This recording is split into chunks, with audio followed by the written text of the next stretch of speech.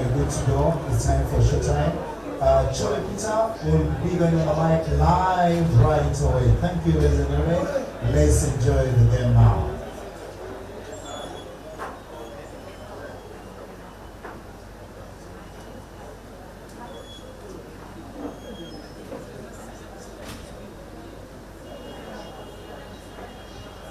The owner of car is sorry for that. UBM 482R is out.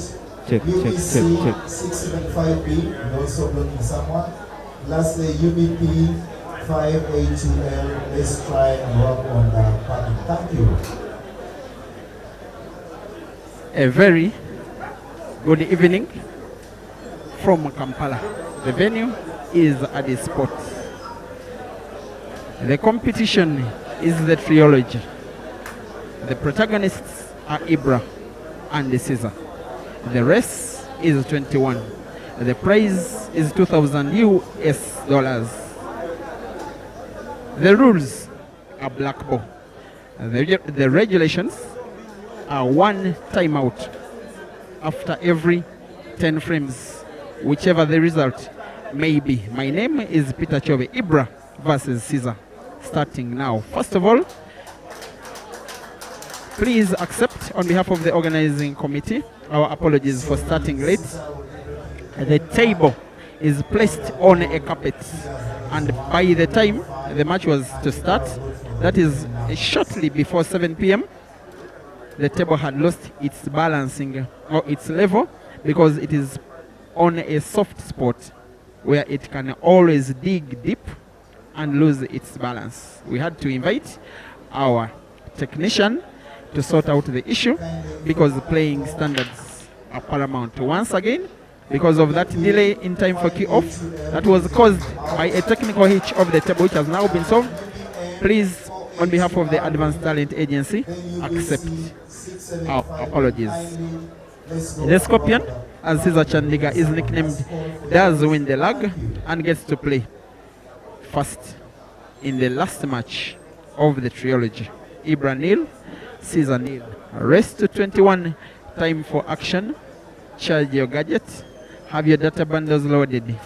Ensure not to forget to lower the resolution of your video. At the bottom right of your screen, there's an icon that you can always tap that will help you to lower your video resolution. The lowest that is provided is 360 pixels. 360 pixels. If you have less data, you can choose that. If your data bundles are trusted in terms of quantity, you can live in high definition as is. But even the 360 or 480 is also good for watching. Again, CEASER nil, IBRAH nil. Race to 21, live commentary proceeding shortly.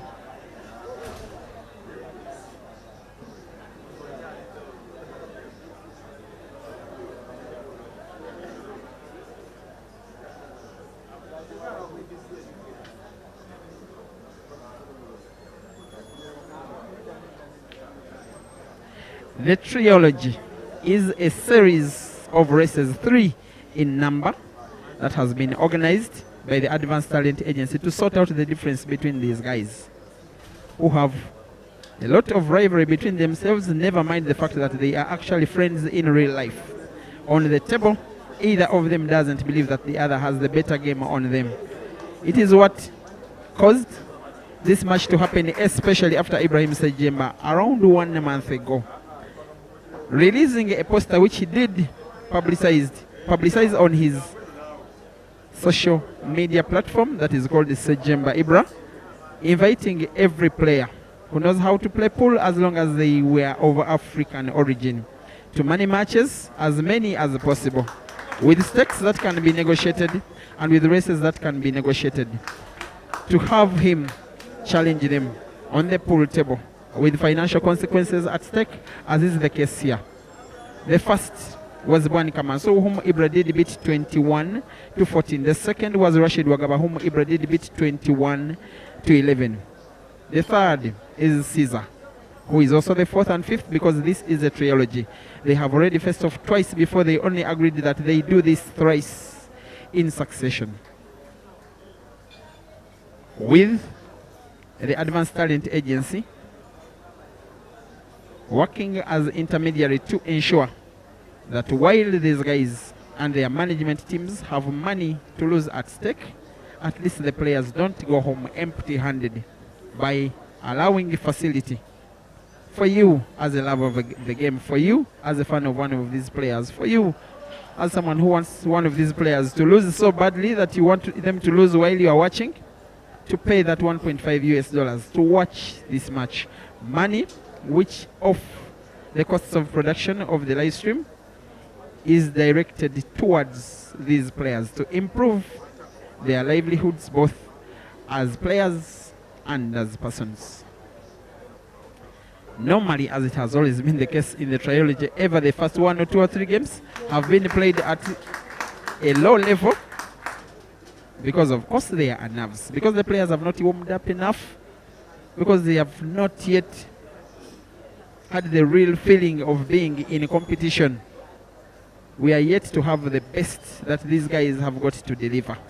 And those two matches that came first, Wednesday this week and Thursday this week, earlier at Climax Bar respectively for both of these games, both were won by CEASER by 21-15, but they were pretty entertaining pieces of action in which both of these players, I want to believe, that did deliver. The second match in particular was a little bit affected by the quality of the breaks of both of the players. Outside of the breaks, it was top class action. Sometime it was world class action from both CEASER and IBRAH.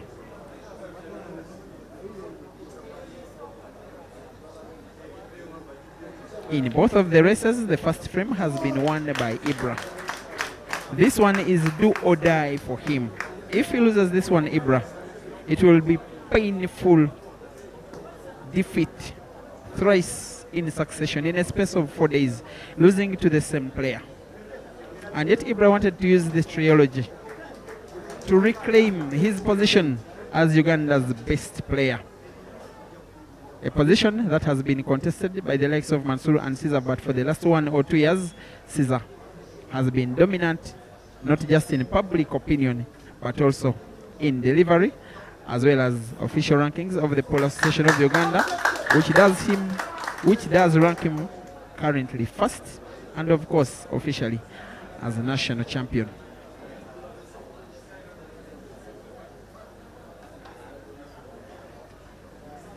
Now here comes the little magician once again, attempting to draw first blood like he has done in the last 2 races. There we go. After 2 unforced errors from CEASER in this very frame, IBRAH will come up and most likely take the easy pickings, most likely putting back to the corner pocket. And yes, he does. White is IBRAH 1, CEASER 0.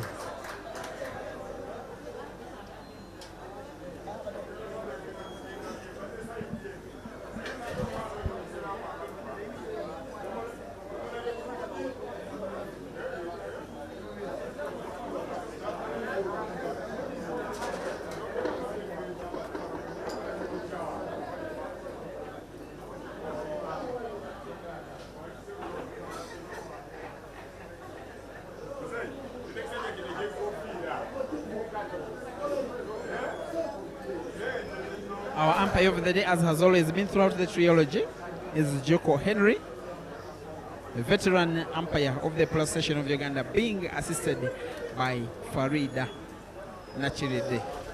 Man and woman manning the 3 battles in turns. First quarter by Joko Henry, second quarter by Farida, third quarter by Joko, and fourth quarter by Farida. And every time that one of them is the umpire, the other is acting as match commissar.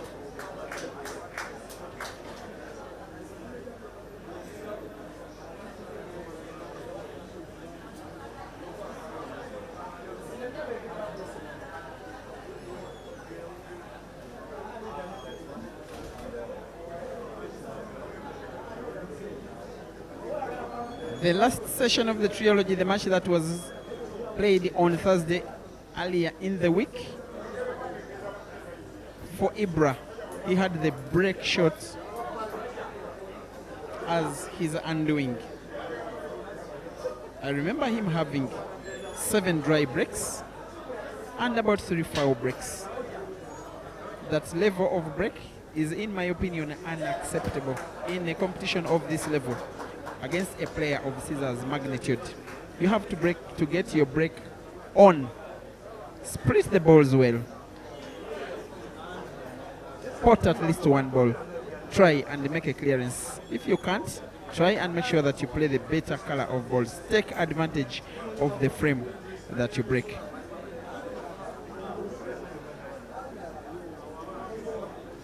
Addis spot is full to capacity. The ambience is mouth-watering. The fans are zealous. The level of play has started to become admirable. The score is 1-0. The players are Caesar and IBRAH.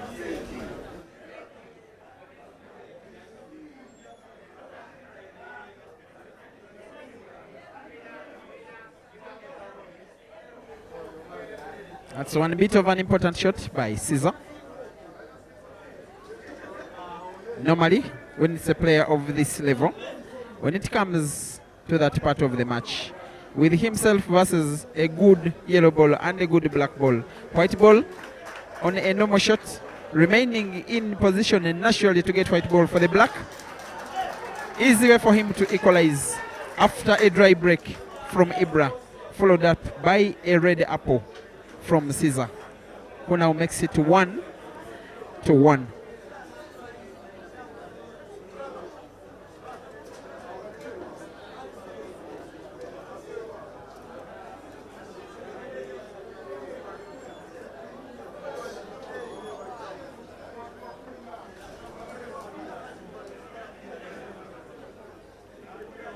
That is our umpire, Joko Henry. Always alert, always there for the game. He resides in a neighboring district called Mukono. If you can have a look over the map of Uganda, he travels a long distance but always delivers a fantastic job. He did give them the match day briefings. Now he's delivering on what exactly he did brief them about. For the 2 matches he has officiated so far, you will probably agree with me that there hasn't been a single issue. This time, dry break, Caesar.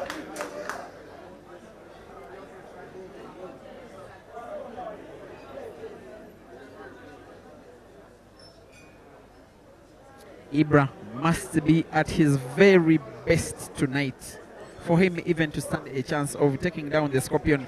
There is that saying that he who laughs last laughs best. Should IBRAH find a way of winning tonight's battle, I do believe that he will laugh best.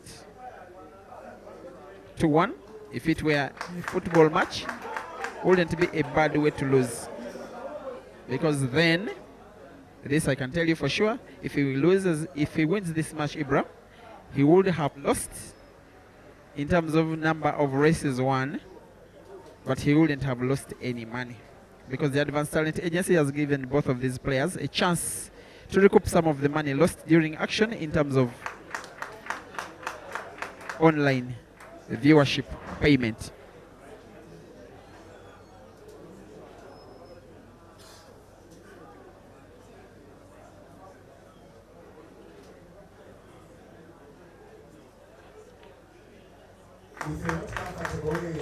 The Vice Chairman of the Polo Session of Uganda, James Mwere, is in attendance of this match on an invitation by Addis Sport. Caesar's management team are partly in attendance. IBRAH's management team are partly in attendance. And how about this? Seemingly, frame 2 and frame 3 could turn up 2 dry breaks from either of the players to become 2 red apples, 1 each from each player. This one is IBRAH. He's been having very good stats, meaning not statistics but how he's starting the games. in each of the 3 matches of the trilogy. He went ahead in the first, he went ahead in the second, he has just gone ahead in the third. That kind of white ball control is non-IBRAH-like. He's not exactly for a top player. He needed a little bit of spin on the white ball. Bouncing it off the cushion, moving a little towards that scoreboard for him to see his yellow ball. That is a very dangerous play when you're up against a player like Caesar. Maybe he was affected by his small body in this one. The shot needed a little bit of top left spin. And you would think that this one, he started living dangerously, at least in this frame. He wanted that shot that some players called the L, off one jaw of the pocket and off the second jaw of the pocket. Then the white ball moves at a 90-degree angle position. He ends up fouling against Caesar with 7 reds, none of them really bad, and yet having the advantage of 2 shots, a free shot which has used to pot, and most likely the guy that won the first 2 races may become the first player to 2 in the third.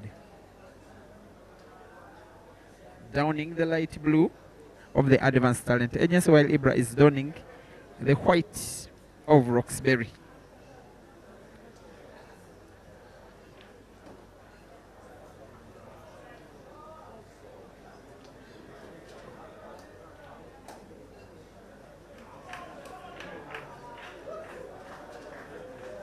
The rest is a formality.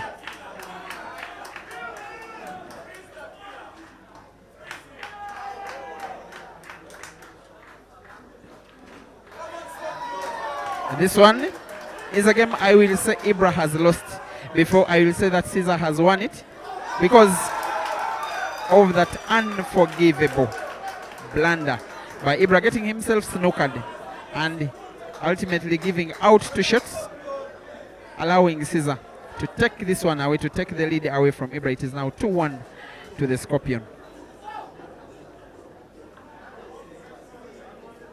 And there goes the last 3 shots, the last few moments of the race, which is now part of the history of this trilogy.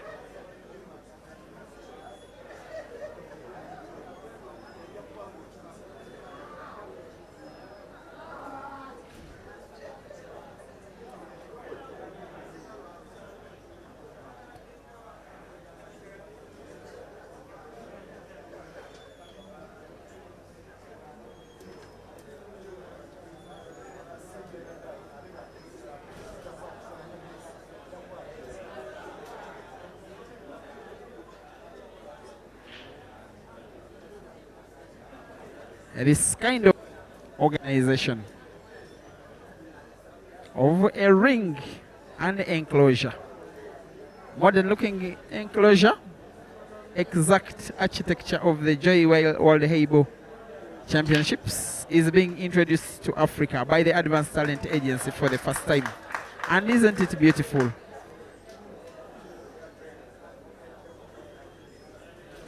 This time IBRAH breaks and at least puts the ball on the break.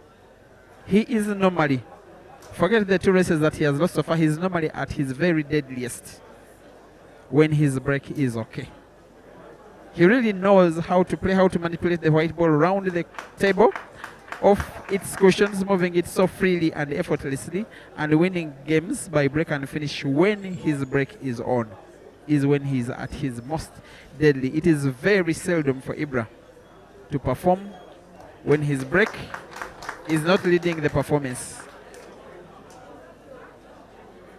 And indeed, especially the last race that he had with Caesar 2 days ago, exactly 48 hours ago, was won by Caesar on the break. And pretty much most of the first one. IBRAH must have his break on if he is to have chance, any chance of taking down Caesar tonight.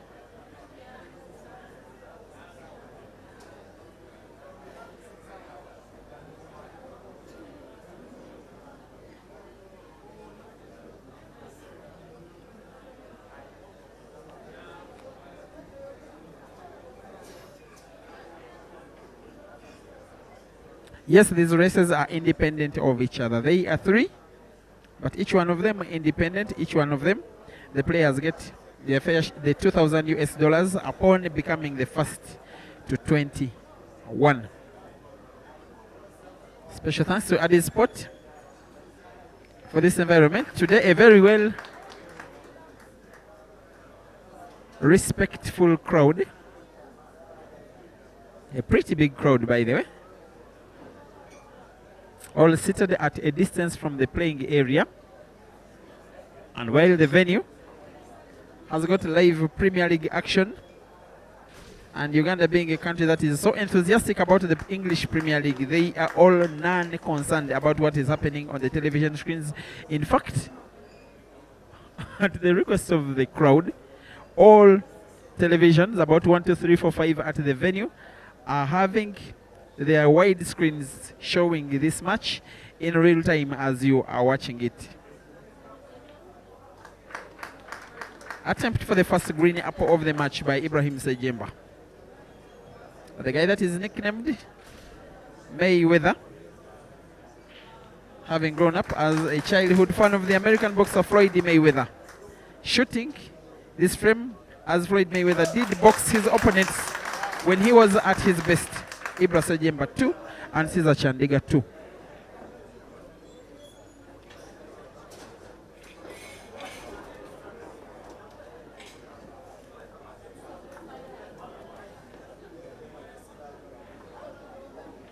That one, the easiest of the two blacks, the easier that IBRAH has potted so far. In the meantime, please don't forget to lower the resolution of your video if you're having limited data bundles. Like some of my friends whom I know are watching, whose names I won't mention, but I have other friends who don't mind the resolution. We'll have the highest resolution in HD because for them data is not an option. In some countries, especially in Africa where you're watching, some of the countries have quite expensive data bundles. Like my friends from Zimbabwe.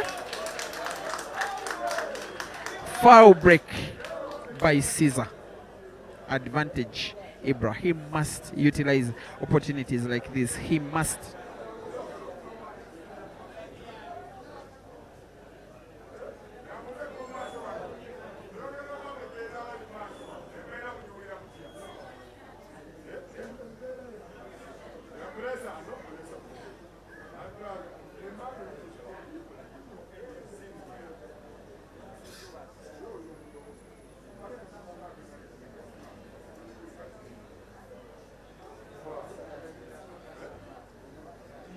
Even though IBRAH did lose the first 2 races, there have still been side bets by fans of his taking against fans of CEASER. Each one is taking on their favorite players as expectant winners. And IBRAH's fans were refusing that imaginary head start from CEASER's fans. They were saying, you won't reach 18, here is the money. And IBRAH's fans were like, no, we want a full race in terms of what they are staking on the side.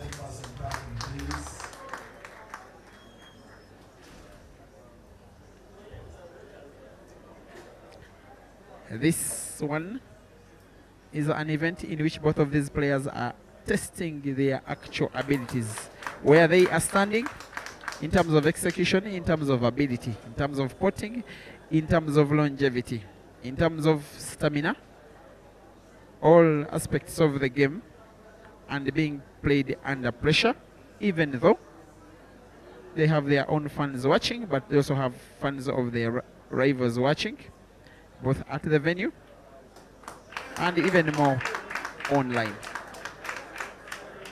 Queuing well. He probably has a better organized mindset today than the last 2 sessions. At least when he has gotten chances, today he is so far proving a punisher. He will need the white ball to move towards the center, just like that. After that, bad break from Caesar. IBRAH comes up to punish him. It is now 3-2. Once again, IBRAH in the lead. An eighth of the match has been played. It is a marathon, not a sprint. Brace yourselves for about 3 hours more, at least 3 hours more of action, unless one of these players wins a number of consecutive games and wins with a big margin. But at least 3 hours more, we are still together. After every 10 games, these players have got the right of timeout, which they can take if they need. If they don't, it's okay.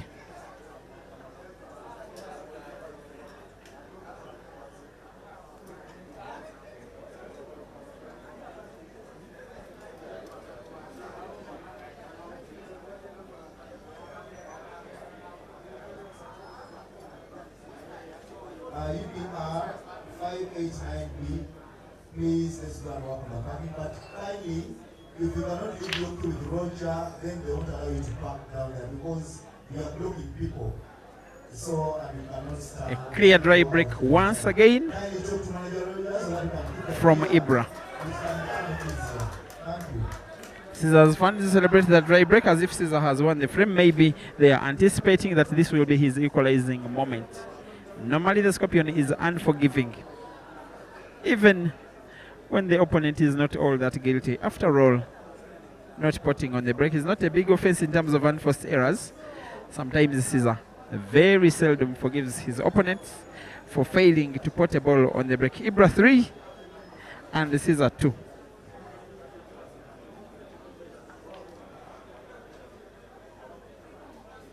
And we have a statistics team working around the clock. They will be feeding you with detailed statistics of this match as it grows older and closer and tighter. Caesar's fans, some of them donning those t-shirts with the words "Feel the Luo." The Luo are an ethnic grouping, most of whom are in Kenya and Uganda, and I think parts of South Sudan. A combination of tribes, all of whom identify with Caesar as their own, as a son. And indeed, in Uganda, where he is born, was born in the western region of Uganda, the district of Moyo, but even the neighboring districts of Adjumani and Arua and Koboko, they all consider him their own. Even in further north of Uganda, in Gulu, in Lira, where he was raised by his mom, who has learned the habit nowadays of coming to watch his son as he plays. They all cherish Caesar as their own. Every time he shoots, they have that common phrase, "Feel the law," as if they are telling either their opponent or the fans of their respective opponent on the day to feel them. A very happy group of people when they are together. They can be lovable to watch. They also love their beer, especially when Caesar pleases them. Should he win tonight, and his sport will be in business, these guys could dry their coffers. That one will go down as a miss from Caesar. It will also go down as an opportunity to IBRAH to increase his lead, to extend his lead, to try and put himself in pole position to take down Caesar. He needs a good start, because Caesar normally has made us accustomed to seeing and believing that at some stage in races he can be unplayable.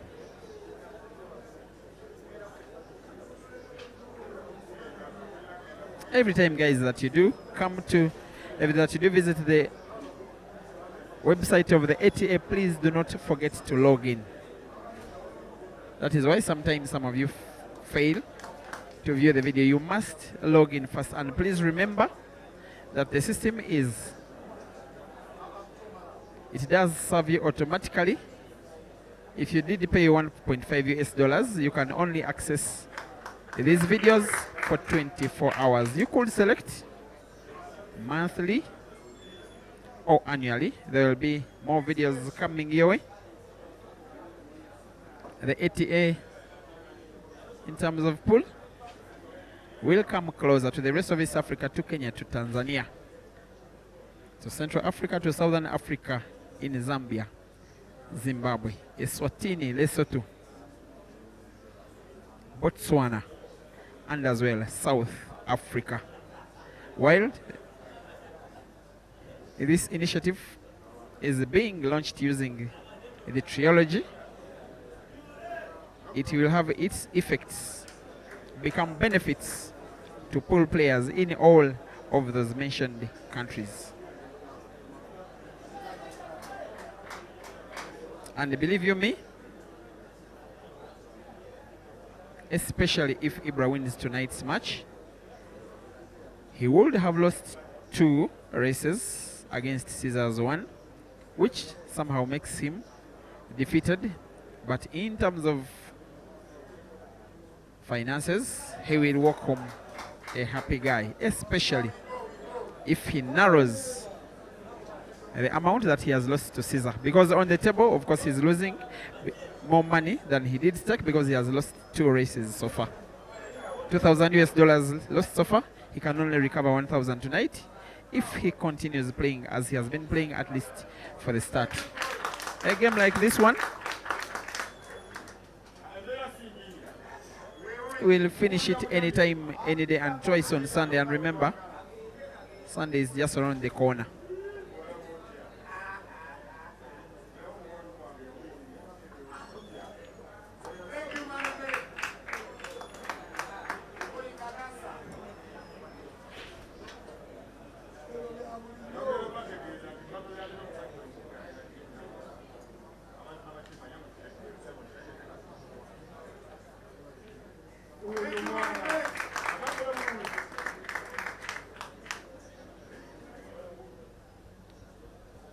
You will need spin of the white off the cushion, moving towards that place where there is a red to get and go to pot yellow to the corner pocket, top left of your screen. That one will go down as a very accurate shot. Little backspin now to try and pot black to the center pocket, just like that. Little but accurate, beautiful shooting. Normally a good starter, a start which he must maintain good for big part of this game, and he's leading with a 2-game cushion for the first time in the match. IBRAH SSEJEMBA 4 and this is a CHANDIGA 2. That is how beautiful the white ball moved, as if he did place it by hand.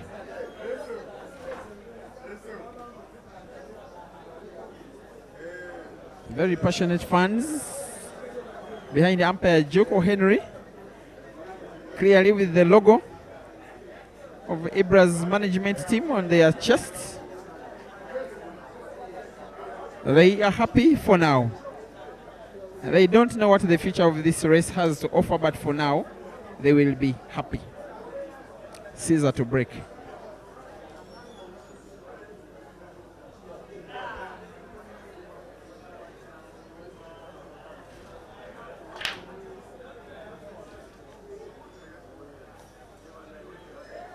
One red ball potted on the break.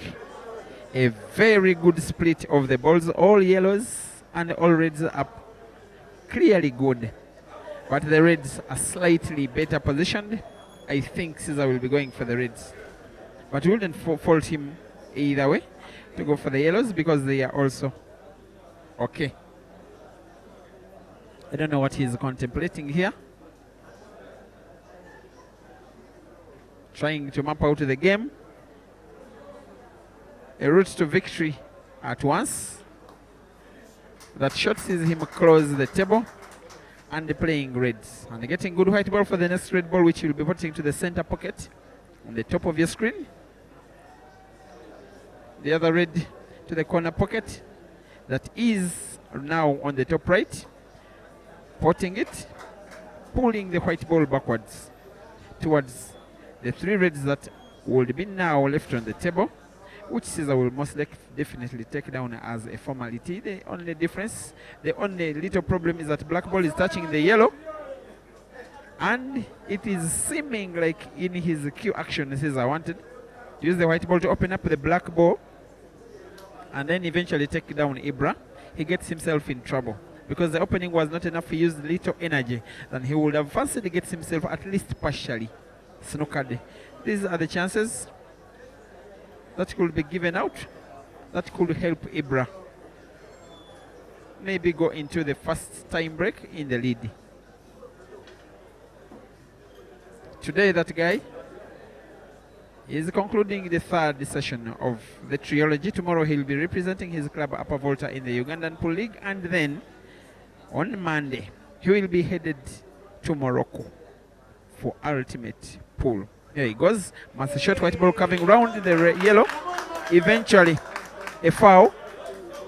The fans of IBRAH are chanting, come on Manimade. They are seeing an opportunity here, not just to take a 3-game cushion, but also to put himself in pole position to win this match, to try and take down CEASER, to make his management team happy, to recuperate some of the money that he has lost, especially on the table, but also to pull one back on CEASER, which will be a very good morale booster if IBRAH takes down CEASER tonight.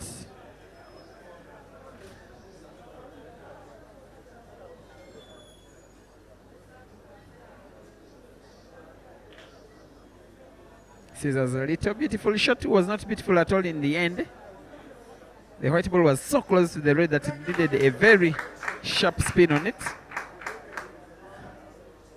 Almost going around the yellow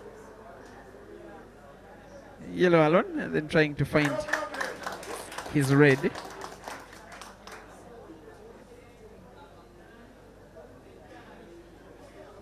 And I want to think that CEASER will be guilty here.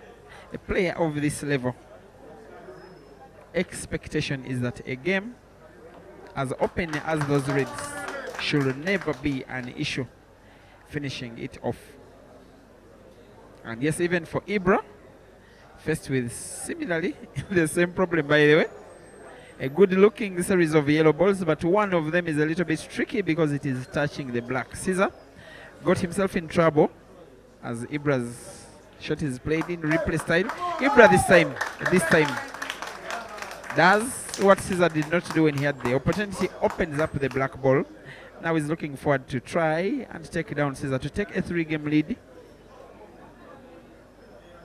Maybe for the first time in all 3 races. He has not led by 3. Not at all. In the first race, he led by 1 and by 2. In the second race, he led by 1 and by 2. Today, he's leading by 2. In pole position to take a 3-game lead for the very first time. He's normally at his best when in the lead. If IBRAH wins this frame, this one could be the most difficult of all the races that CEASER has taken on IBRAH. He needs a simple roll of the yellow ball that he's standing close to the corner pocket. White ball just staying around that position naturally for him to put the last yellow to the center pocket. The black will be there for the taking. Does more than rolling, moves the white ball even closer. With the pot of the last yellow to the center pocket, he will have a natural white for the black ball. Doesn't even do it easy. Plays it a little bit arrogant, but effective. Puts the black ball for the 5th time out of 7 games played. It is IBRAH 5 and CEASER 2.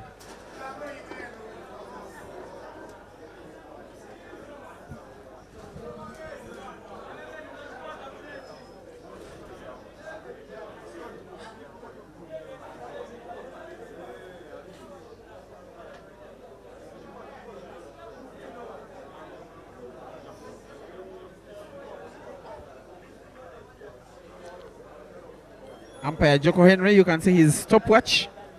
No shot is to be played over the black ball rules stipulated 60 seconds. That is why he has a stopwatch, which he also uses to time the amount of time that the players are granted in between sessions. After 10 games, they are granted a maximum of 5 minutes. They cannot play. They cannot be out of the arena for more than 5 minutes. And yet this time, another foul break. Sorry, a dry break from IBRAH.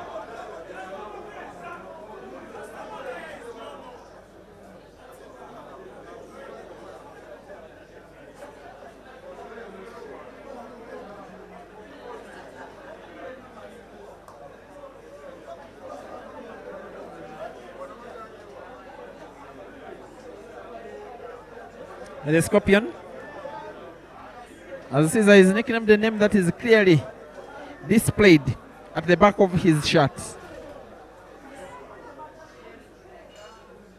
Trying to pull one back. This time he does have to start from behind.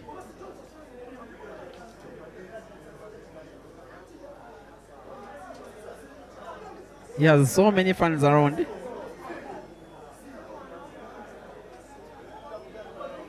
Who don't know so much how to lose, especially in money matches. Caesar is, in terms of statistics, probably the best long racer on the continent in terms of performance against fellow top players on the continent. Considering just last year, he did make a tour of Dar es Salaam playing races against all of the top players in the country at the time, all matches ending in wins. But then came Ganda, who followed him up from South Africa and came to Tanzania. They had too many matches. Caesar won one and Jerry won. As Caesar goes for a third here, he has also played many matches in South Africa and Kenya and Zimbabwe. Most of the time victorious in Uganda. About 90% or more of long races of him without headstart ending in victory. This one is a red apple from the Scorpion, utilizing a dry break from IBRAH to pull back to 2 games now. It is IBRAH 5 and Caesar 3.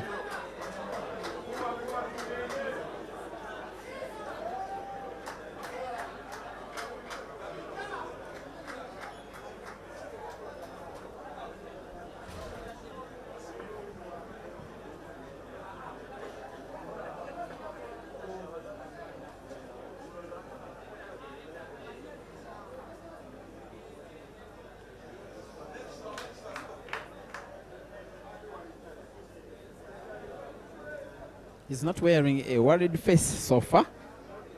Maybe he's confident in himself that the 2 games with which IBRAH is leading are within his reach. Especially for the fact that while IBRAH is playing very well, still his break is not on.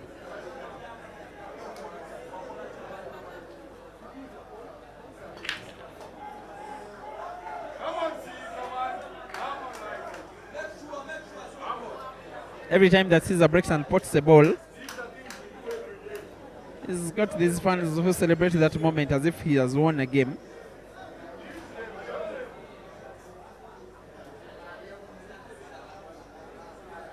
Most definitely going for the yellow game.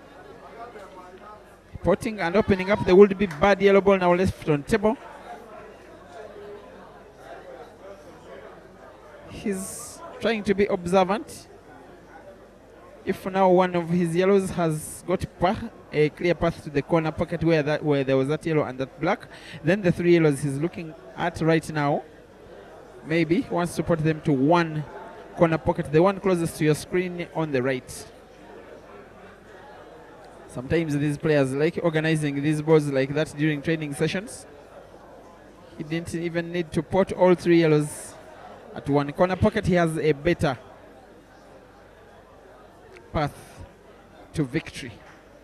He's already served us with 1 green, with the 2 red apples, Caesar, but no green apple yet because we've had 1 green apple in the match that has been executed by IBRAH. For Caesar, this one will be the first green apple of the match, which is now becoming more likely and more clear. All the games that he has been winning so far, he has been wasting no time whatsoever. He comes and takes about 40 seconds before playing the first shot, mapping out how he's going to win the match. Then he comes to make easy pickings of the balls because he has already his route already designed. This one is the easiest of them all for him. Green apple number 1 for Caesar. Pulls 2 games back using 1 visit over the table. Something that he does over and over and over again, especially in long races. Last game, next, in the first quarter, Caesar 4 and IBRAH 5. 1 frame to half time for the The beauty is that both of these players have not fouled at all. This game is being played at a top level. Only for IBRAH's break, which is not really on. Thrice, he has broken and not putting a single ball.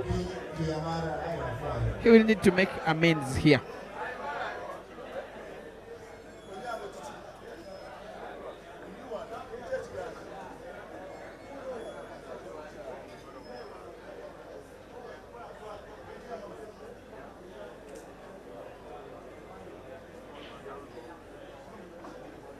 That one will not be in the right black ball rack. For once, umpire Juko gets it wrong. But the game that shall proceed nonetheless. And yet, it is a dry break by IBRAH.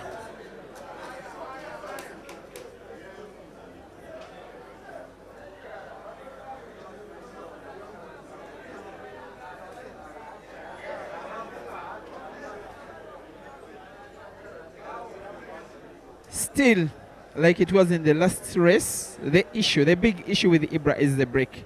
And I think that his management team, the technical team of the Roxbury, if you are listening to me, IBRAH needs to change his break. Learn not to play the top ball. Sometimes play the second ball, because the second ball gives a more assured chance of splitting the balls well, and also it protects the white ball better from being potted, to the effect that if a ball is potted, chance is higher of making a clearance. In fact, the only one time in this match that IBRAH has potted a ball on the break, he went on to score an apple. The other 4 times, because he has broken 5 times in the same match, the other 4 times have been dry breaks. The break is an issue for IBRAH, and a big one. He needs to revise it, and he needs to change it right in this match.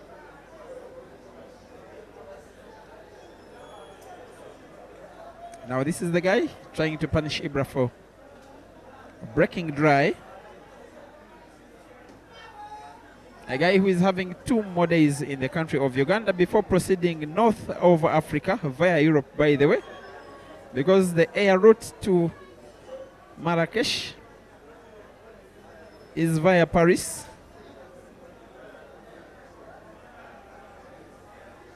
Himself and Rashid Wagaba, Dog City, 2 of the players of the Advanced Talent Agency, representing Uganda in Ultimate Pool for the very first time, when Ultimate Pool makes its first African stop in Morocco. And also I'm informed that Aiden Joseph is having last preparations to be a part of that. They will be very friendly this time, Caesar and Aiden and Dog City. Yes, I just think so. And maybe they could serve us with a few money matches against players from Morocco and elsewhere, especially players from outside of Africa. Different rules, different setting. International pool. Caesar and Aiden and Dog City. They are the only Africans for now that I know. And what about that? Some of those shots.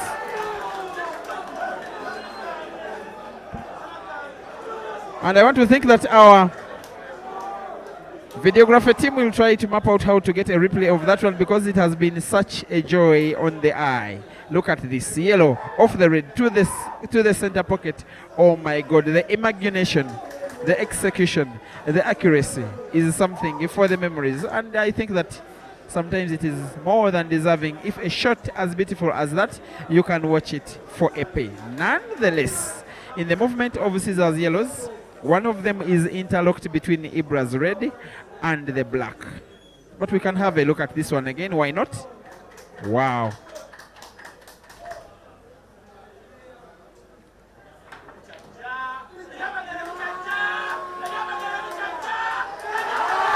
My goodness. My goodness. Some of the action, some of the stuff that this guy delivers on the green bed. can be a little bit supernatural. That kind of accuracy is what I call pinpoint. There was only one position on the ball where the white ball was necessary for Caesar to put his yellow, and he did place it there as if by plain hand. What a way to see off the first quarter of the match. We need to look at this one. Oh my God. Accuracy with a capital A. Caesar 5, IBRAH 5. Timeout, 10 minutes.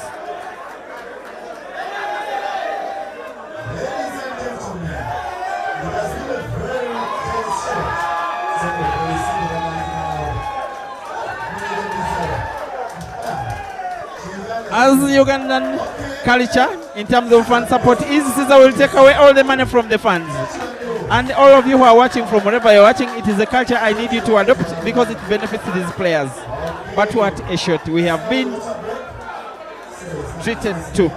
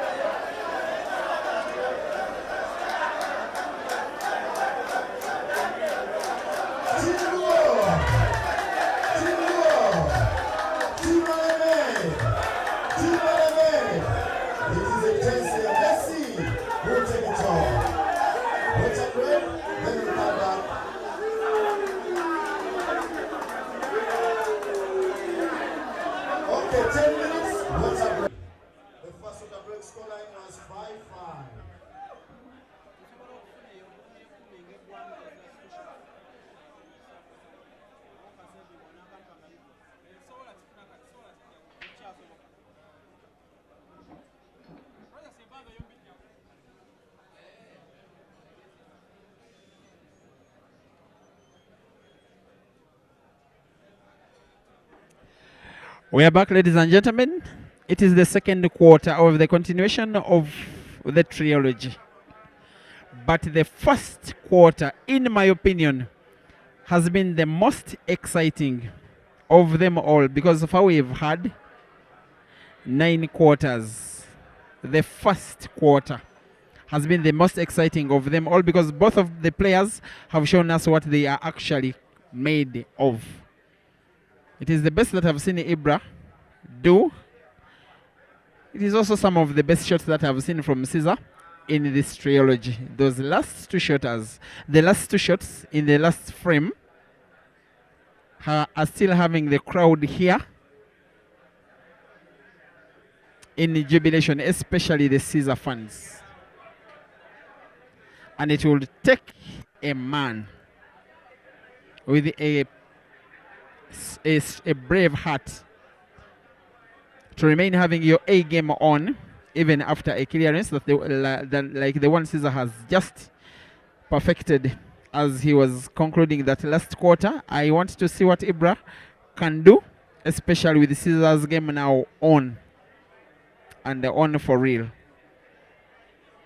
I normally like to say that there comes a time in races like this one, long races like this one, when Caesar makes himself a little bit unplayable. And yet this one is seeming like another of those clearances that Caesar normally makes most of the time by Apple.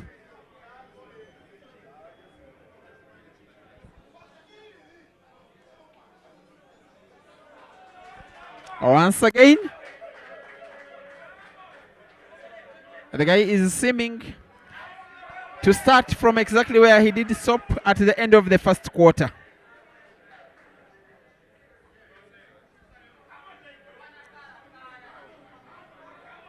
The easy roll of the black ball to the corner pocket closest to your screen on the right. Just like this. No prizes for guessing. And I think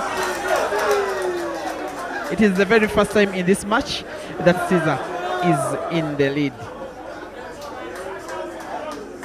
It is now 3 games in a row that the guy that is nicknamed the Scorpion is winning with 1 visit of the table.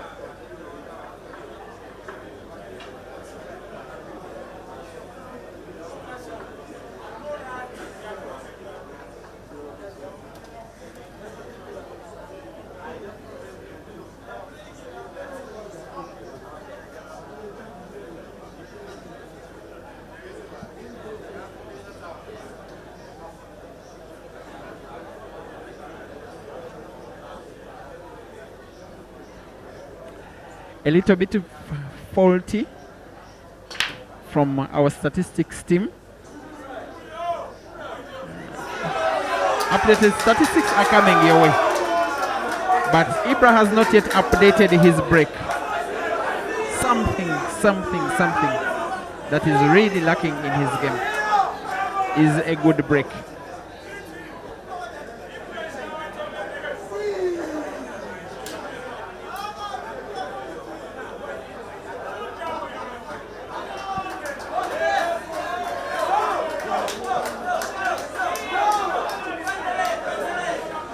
IBRAH has so far had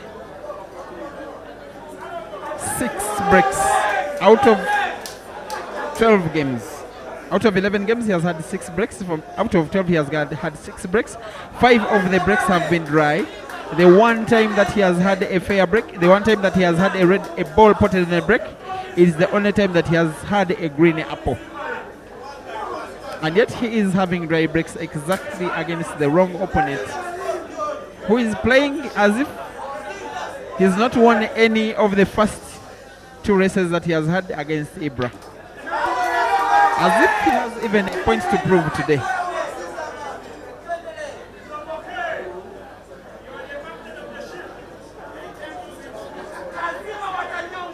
Starting to bully his opponent. Sometimes Caesar can be a bully. He is attempting to win a 4th game in a row with 1 visit of the table. Something that is seen very, very rarely.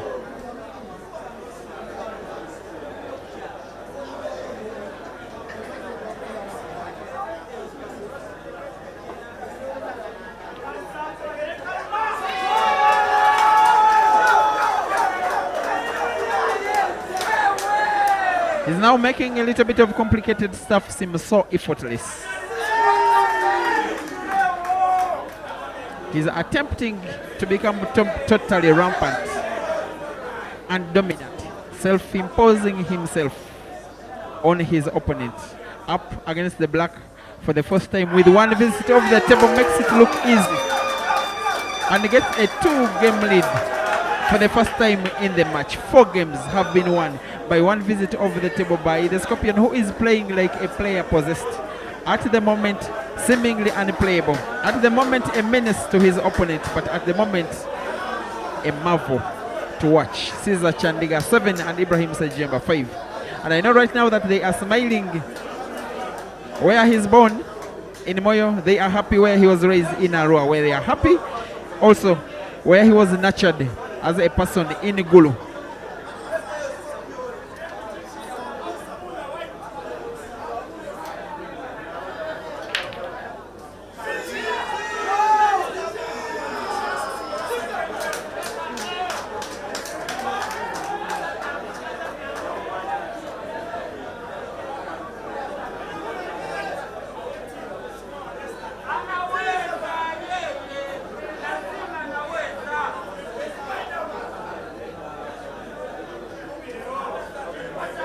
Once again, the break torments IBRAH.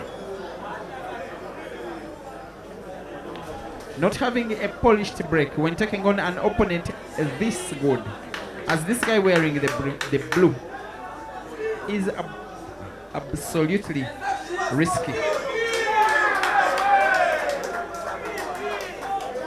For someone that did start watching this match with the last 4-5 games, he's seeing someone playing against himself, because it has been all Caesar in 4 games, and yet seemingly in a 5th it could be a 1 visit of the table from the guy that is nicknamed the Scorpion, either breaking to finish or IBRAH breaking for Caesar to finish.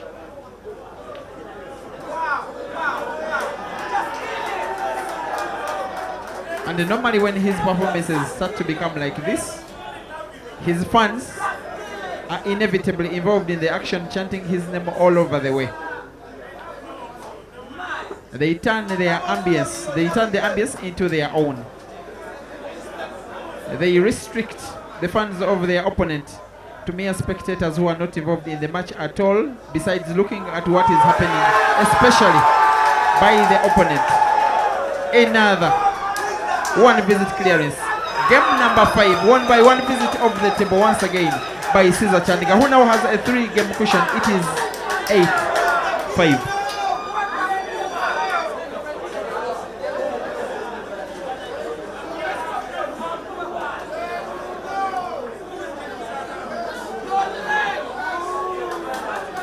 Caesar is on 6 games, on 8 games. 6 of them by Apple, either green or red. And I want to believe that this is the stuff that you guys deservedly pay to watch.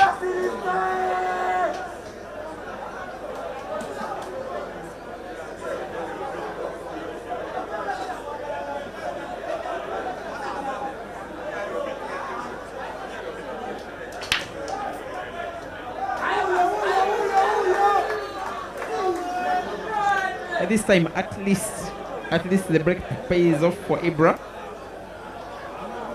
He's stubborn, insisting on hitting the top ball in the break and drawing the white ball backwards. It is how he has been breaking throughout this trilogy. So far, it has not been really working out. This time, at least he gets a chance to have a ball potted on the break. The only problem he's having is that there is a yellow which is almost touching a red at that left end of the table, right behind the black ball. And I want to think that for Caesar, also for IBRAH, it could be whoever negotiates those 2 balls better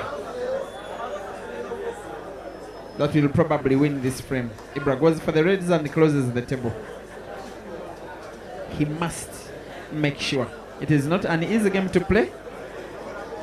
He is a top player, playing against a guy possessed.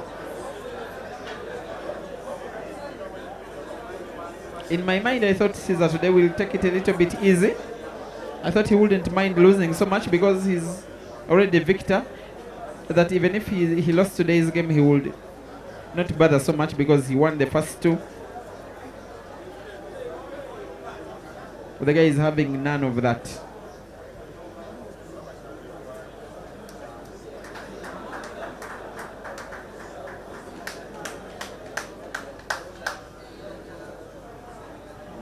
And those are now the updated statistics. Look at the dry breaks column, with IBRAH on 6 dry breaks compared to 1, and yet he has lost 8 games because Caesar has had 6 single visit clearances of the table, 2 green apples and 4 red apples, all because of IBRAH's bad breaking. 1 dry break for Caesar only. We've had only 1 foul in this match. Sorry, we have had no fouls at all, apart from on the break when it happened, 1 also by IBRAH. He has this rather tricky shot to play. Try and put either to the center pocket or corner pocket, bottom. He must make sure. With the slow shot, white ball remains naturally at around that place. He gets the shot all wrong, all unaccepted, and all unforgivable. Especially when your opponent is Caesar. Make sure you utilize the chances that you get.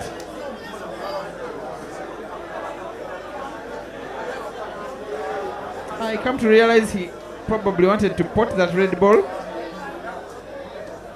by the bank to that pocket where there is black, maybe off Caesar's yellow.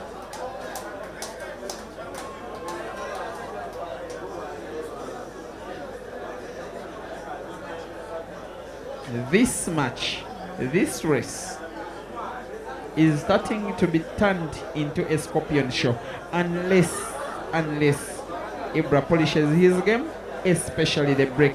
I want to say that in the first half, in the first quarter, the first 10 games, I love what I saw, what I watched of IBRAH.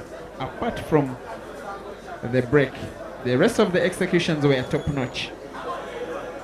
But since then, as if he's being overcome by Caesar's performances. Sometimes when your opponent is playing so good, that could be enough for you to have your game affected, because this game is played fast in the mind. Sometimes it's not easy when you know that every time you leave a game pending, your opponent will just come and finish. Every time you don't put a ball, every time you have a dry break, like CEASER is treating IBRAH 2 right now. By the way, it is the first time that CEASER in 5 games has played a shot which is not potted in 5 games, because he has won all 5 using 1 visit of the table. That one will be the first super technical shot of the game from IBRAH. A total snooker. Maybe even the direct angles are snookered, probably. Maybe not. White ball hidden behind the black so perfectly well. CEASER finds the yellow. Where will the white rest? It is tricky. IBRAH is in sight of one red, which is not easily potted. Maybe could go for the center pocket, but movement of the white ball becomes a little bit difficult for the next red, which will be the last red, let alone potting, which is also not all that obvious. The passage of the red ball to the corner pocket now bottom left is affected by the presence of CEASER's yellow. IBRAH will most likely be going for the center pocket. He goes for the back. Actually, he went for another technical shot. Hide white ball behind the black. Shot doesn't pay off this time round, because CEASER, I believe, has sight of one of his yellows. Actually, he's not. That's why he's asking umpire Farid Nachirideh to play off the cushion. The umpire seems to be in consonance. CEASER is playing a massive shot here. Carving white ball around the black. Will he find the yellow? No, he doesn't. But off the cushion, he does.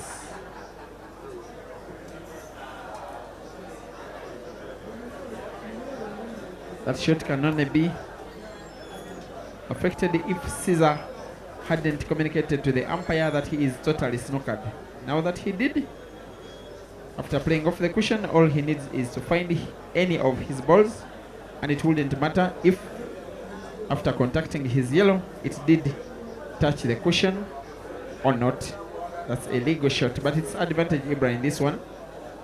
It's not yet an insurmountable lead for IBRAH. For CEASER, he's still catchable, but he needs to lower his playing level, and also IBRAH to up in his playing level. The clearances, I'm pretty sure he's very good at them, IBRAH. What I'm not so sure is the break. This one will go down as one of those. IBRAH wins a first in 6 games that IBRAH is winning. It is now 8-6. CEASER up. Frame 15 next.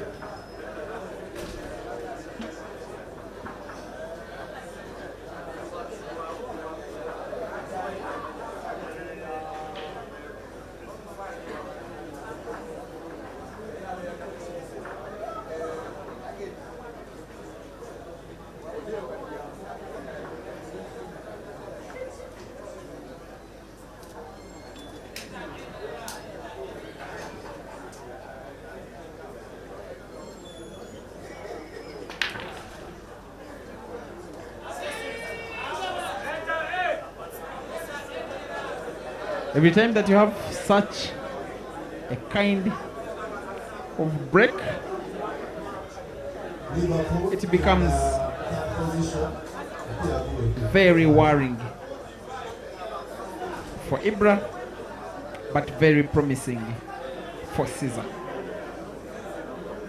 I will say there is no single bad ball, especially the yellows. On table, he will clearly be going for the yellows, leave alone the fact that he's trying to play on our minds a little bit, as if aiming for the red. I wouldn't think he would even.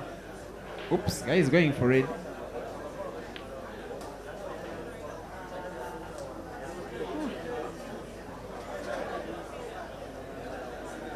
That's a little bit tricky. He's giving himself a little of difficulty. I think he just saw that there was no realistic chance of him potting a Oh, something I didn't realize is that it seemingly was a foul. Because am I getting my act wrong? Am I getting my game reading wrong? He's now on the yellows.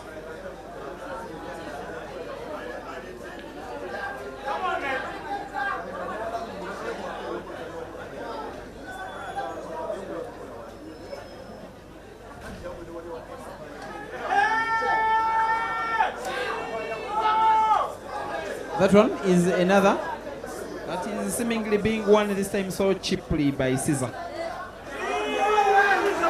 Very good break. Good split of the balls.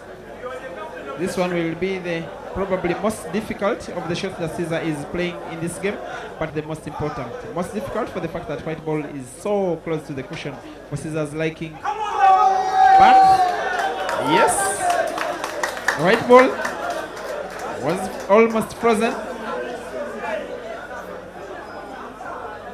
IBRAH doesn't believe his luck. He must punish Caesar when such opportunities come his way, because they will not come so many.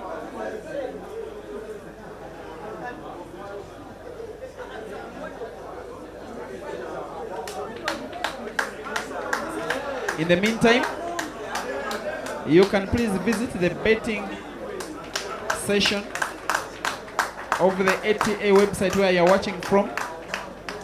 Then predict the winner of this match. One of you will be winning $30 after predicting the correct score. Please proceed and make predictions. And also, if you did predict the first two races, you can also you are still in with a chance to try and win $300. The money that will be won by one person, only one fan, only one viewer, who will get the scores of the three matches right. But for this match, one of you will walk away with $30. Something that could be conducted live if more than one person do get it right. The $30 will be only for one person. Same to the 300 for predicting the actual scores of all three races. This one will be a second in a row that will be won by IBRAH. His fans are starting to get a little bit energized, to get a little bit in the mood to clap when the black is spotted, because they have won a game for the second time in succession. From the break after 15 games are played, it is Caesar 8 and IBRAH 7. Action, game on again. At one time it seemed like Caesar was running away with this one. IBRAH has got a chance to prove himself, to prove his worth, to show that 3-game lead is not an insurmountable lead. He now comes within one of Caesar.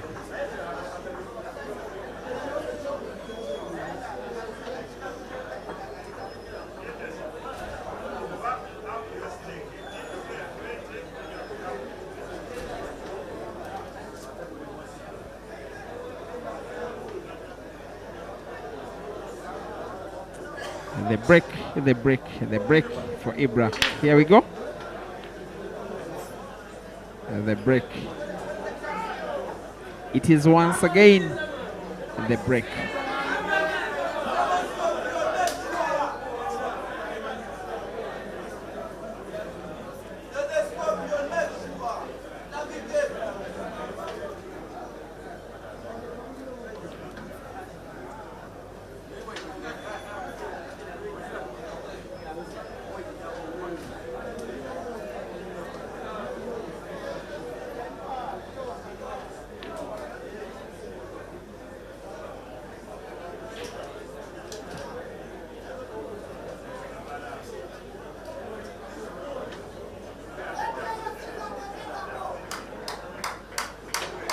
Sometimes when you're watching this guy, you can just like it when he's in a little bit of trouble, because that's when you get to see the best of him.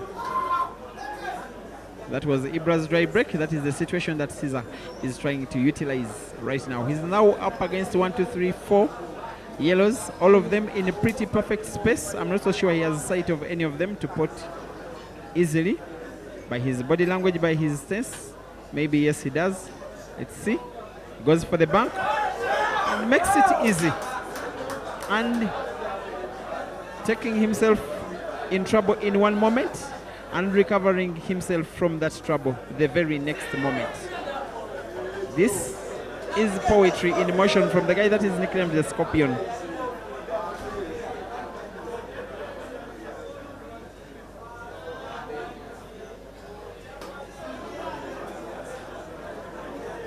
No prizes for guessing what is about to come next.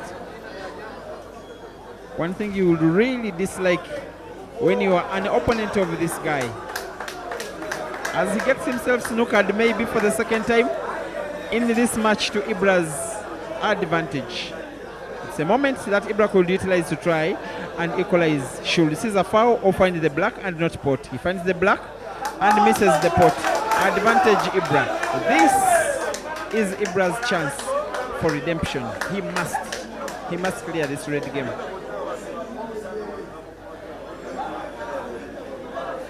It is 7 reds. It is an opportunity he didn't see coming. This is how Caesar got himself fouled. And while he got the black, playing off the cushion, it wasn't meant to be for a pot. IBRAH must.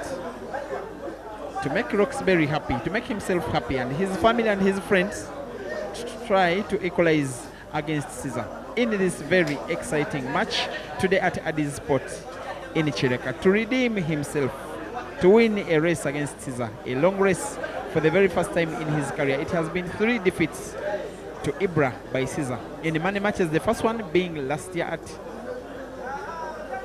Beverly Hills in Kampala. 21-18 it did end, and yet other 2 races have happened earlier this week. Both victories for Caesar, both with the same score, both at the same venue, both 21-15. Some tempting shot. IBRAH playing the middle red first. By connection, the white ball will open up naturally the other 2 reds. Maybe it is a shot he's contemplating. Yes. Maybe I read his mind, because the white ball naturally opens up the other 2 reds. Does exactly that. And yes, it is beautiful shooting from the guy that is nicknamed the Little Magician. Yes, he has gotten his groove back. The beauty with the experience.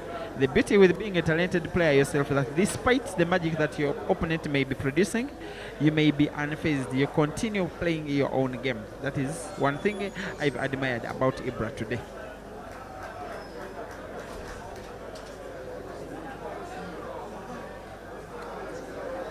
And Caesar knows, and Caesar's fans know, those who are at the venue and those who are watching online, that this one 9 times out of 10 is most likely to be IBRAH equalizing against Caesar.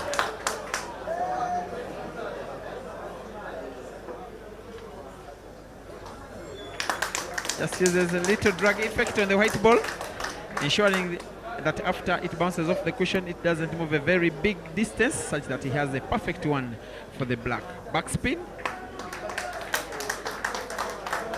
in vertical direction. He could go for the corner pocket, he could go for the center pocket, but he's aiming for the corner pocket and is on target. Once again, we have an equalizer here. IBRAH 8 and Caesar 8. This one is just beginning. This one could go the length of the race entirely. It has the potential of a match that could go to the decider. It has seen one player being rampant for 5 games in a row. Then it has seen the resilience of the second player in the next 3 games. 3 in a row from IBRAH. 8-8.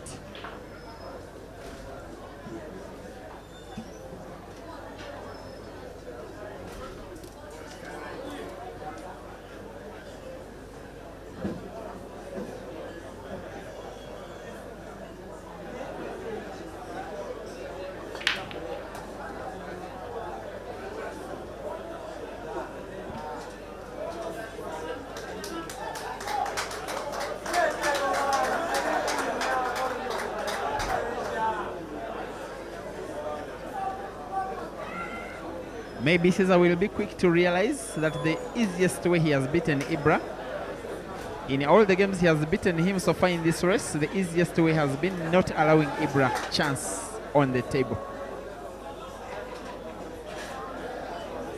By the red and the green apples that Caesar has so far, which are totaling to 6. And yet IBRAH has only 2. That means that for the games that both players have had several turns on the table, have been dominated by IBRAH. CEASER is leading because of the Apple effect. IBRAH is down because of the dry, is not leading because of the dry break effect. I'm not saying that CEASER is leading, but the games that he has won. There we go. I hold fancy.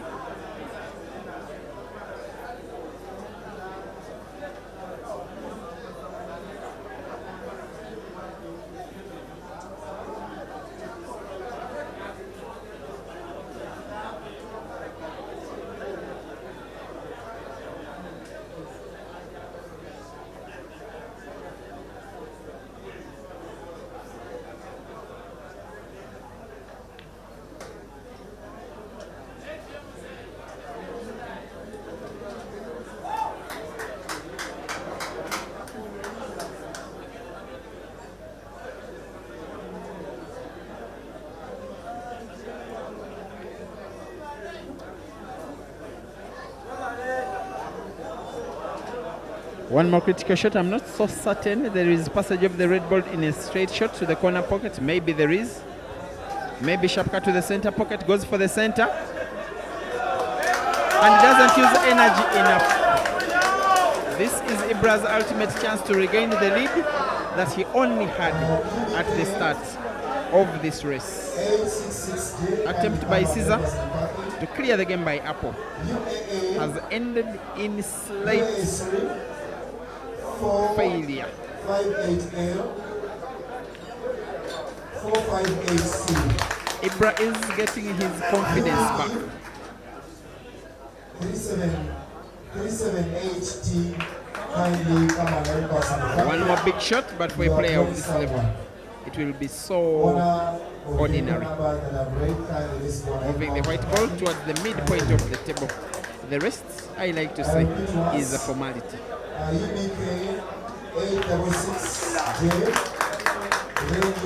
Simply rolling the yellow ball to the corner pocket top left of your screen. White ball, as he puts, naturally moves towards him, getting accurate white for the black, just like he has right now. IBRAH versus the black to regain the lead. To get to 9 before CEASER, he now leads IBRAH 9 and the CEASER 8. The second half is only 3 games away. After 17 games played, neck to neck, too tight, too close, too tense, close to call, unpredictable right now. It is IBRAH, the little magician, in the lead. A number of times, by the way, he has taken CEASER down, about 8 of them. Yes, including 3 times in succession before the start of the trilogy. They did meet off in 3 weekly competitions that were in a space of 2 weeks. All 3 in short races to 5, they were won by IBRAH. Also twice at the Billiards Cafe in Zambia. A double elimination competition that was won by Malawi's Stanford Griven Gente, beating IBRAH in the final, but CEASER's lives, both of them in that competition, were taken down by IBRAH. Also one weekly competition that happened in Lusaka when both of them did play with Sharks Pro Club. IBRAH did beat CEASER when they faced off in the quarter-final. Before they left Uganda, IBRAH had won on CEASER, the Table Masters, in 2020. Of course, the tournament was won by CEASER, but IBRAH had gotten one of him when they faced off in the preliminaries. CEASER has also gotten the 8th, by the way, was a final of an 8-man comp that was organized at Dice Lounge. CEASER, who has his own victories on IBRAH. In my memory, twice in a double elimination competition that was organized at Upper Volta in Kasubi. In 2023, CEASER took positions number 1 and 2. He did take down both of IBRAH's lives, something that he did the following year, which is this year, beating IBRAH in the final in a short race and beating him quite comprehensively. The two they meet off in South Africa at the end of last year in the Holy Cup Championships in the second round. Race to 7, single life, ending 7-1, Caesar winning.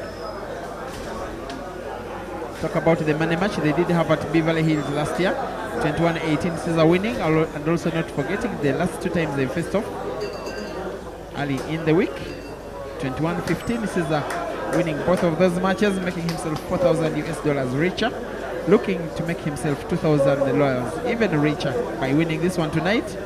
But this time IBRAH is proving a little bit more stubborn than he has been in the first two. He has to be more consistent. He has to regain his break. He has not to be nervy. He has to maintain his stance even when Caesar becomes unplayable. He has to learn how to recover something that he has done very well so far. I didn't believe when Caesar won 5 games in a row that at this time of the game it will be IBRAH in the lead, and yet it is exactly what we are having now, and yet it's also exactly what we are about to experience. IBRAH most probably going even another game higher. That will do. A simple pot of the ball, potting both yellow and black to the respective corner pockets, left and right respectively. He could also decide to use the white ball to open up the black if he fancies.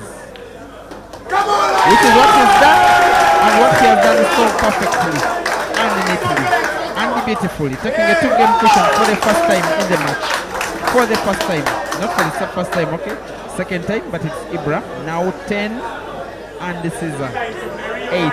And I'm sure that if you are watching this game 20 minutes ago, then you left the stream, probably went to have a shower, to come back and watch the remaining part of the game, you will not believe your eyes that the Caesar who did win 5 games in a row is the same Caesar that is 2 games down right now on IBRAH.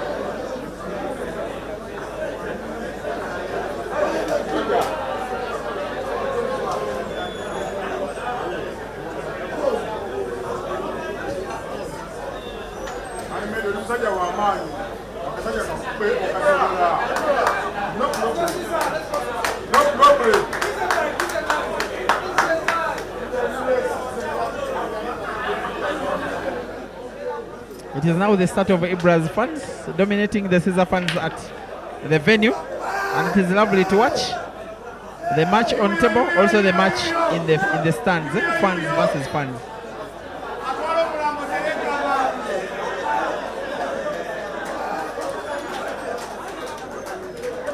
That one will be the first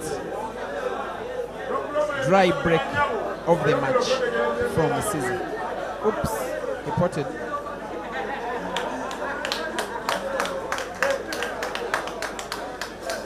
Was actually IBRAH's break, and I'm hoping I'm not getting my game down.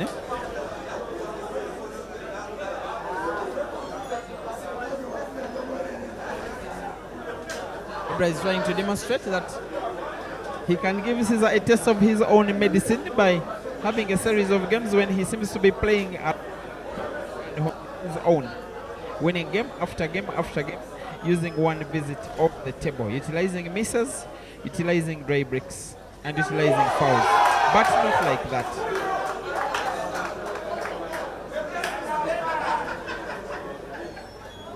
You can see the pity on the faces of some of the IBRAH's fans. Some of the fans that did travel from Roxbury as our female umpire, Khadija.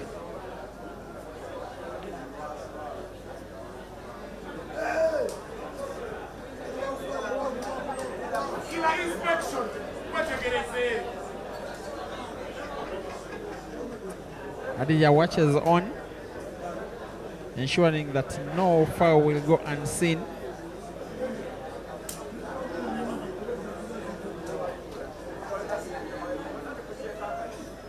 She warns IBRAH that he has 30 seconds before his next shot, or else commit a time foul.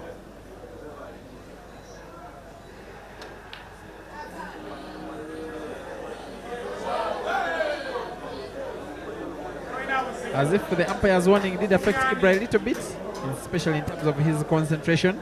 Sometimes it's not so easy when you know that you have about 10 seconds to take a shot.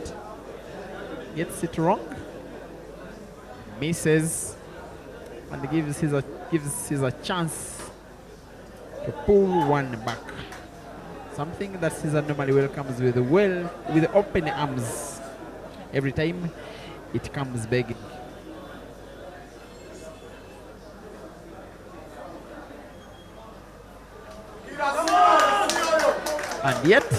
And yet Caesar misses.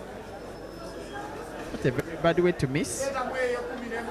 Not an easy way it was to connect to those two yellows. Caesar's fans will be happy that there is the black ball right behind that pocket where there is Caesar's yellow packed. So for IBRAH to negotiate how to win this game clearly, it will not come easy. That one is probably the biggest miss of the match so far. Unprecedented and unexpected.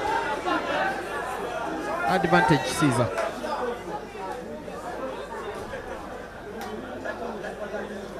And his spot, the venue where we are at today, is now full to capacity.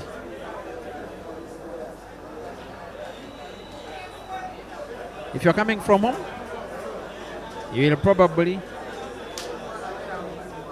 watch this match from somewhere behind, but only standing.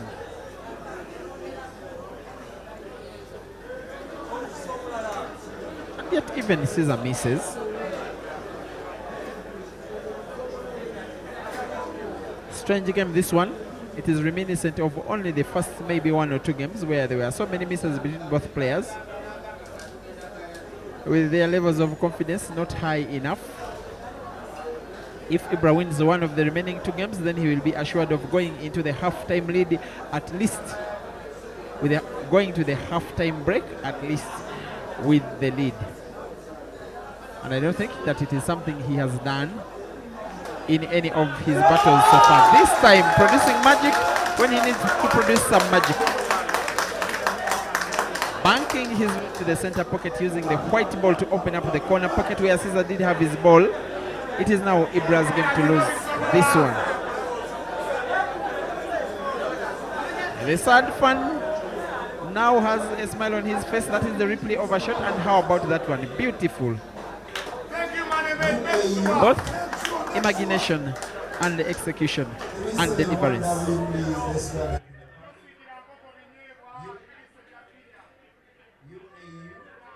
It is now 1, 2, 3, 4 reds, all of them in space.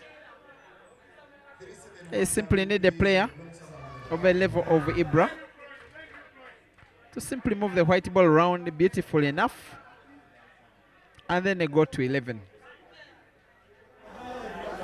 That one, this will make the second half even more interesting. Yes, it will.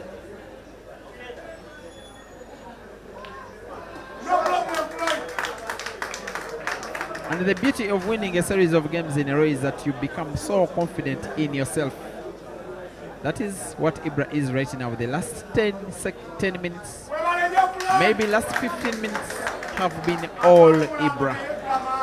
In the last 10 minutes, Caesar has been an onlooker, as IBRAH has restricted him in this ongoing match.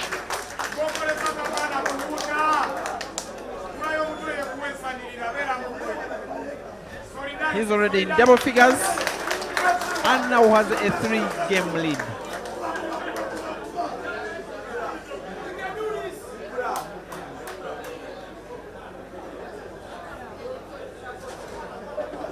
It is 6 games in a row that IBRAH has won over Caesar, because the last time Caesar won a game, the score was 8-5. Right now, 11 in favor of IBRAH from 5. It is now 6 in a row after an improved break. This is the IBRAH I normally tell you about. If the break is on, he is extremely dangerous because he's so good at the apple. When he gets a good break, he's so good at trying to execute the apple. But also in games where he's also where every player gets a turn to play, a turn or 2 or 3 or 4 or 5 each, he can also be very good. And yet he continues to prove that the break for now is not an issue.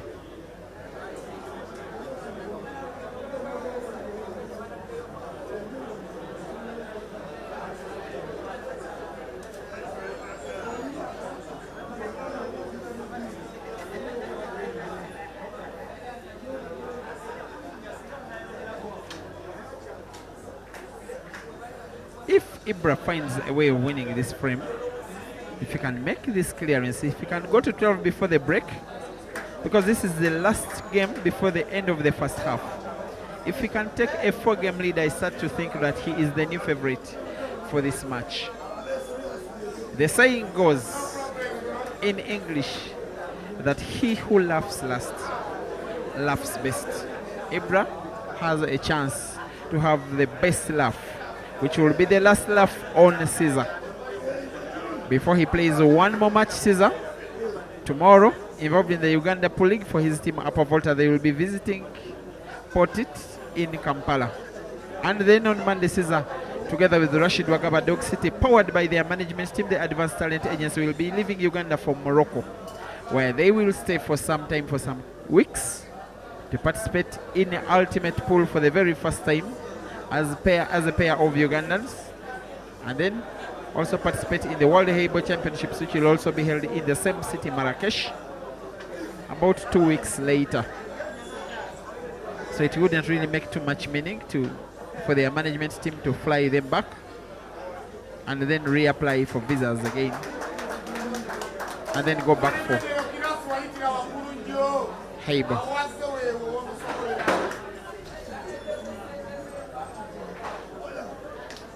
Very tight schedule these guys are having. IBRAH should be having his mind on the Grand Michana Open Championship coming up in December this year. $5,000 for the winner of a tournament in which he will be going back to participate in Nairobi as defending champion of the tournament that last year did have the biggest cash prize on the African continent.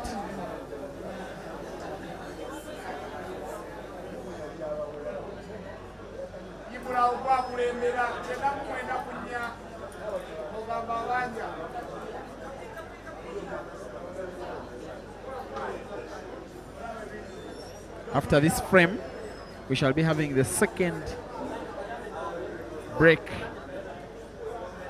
of this match, and IBRAH will be breaking a happier IBRAH compared to what it was at the end of the first quarter, because CEASER won the last 2 frames with 1 visit over the table, coming from 3-5 down, and then he took us into the break very magically at 5-all, and then won the next 2 games. No, he won the next game after resuming the second half, and another, and yet we have now seen 6 in a row from the little magician, the guy that is inspecting the table right now.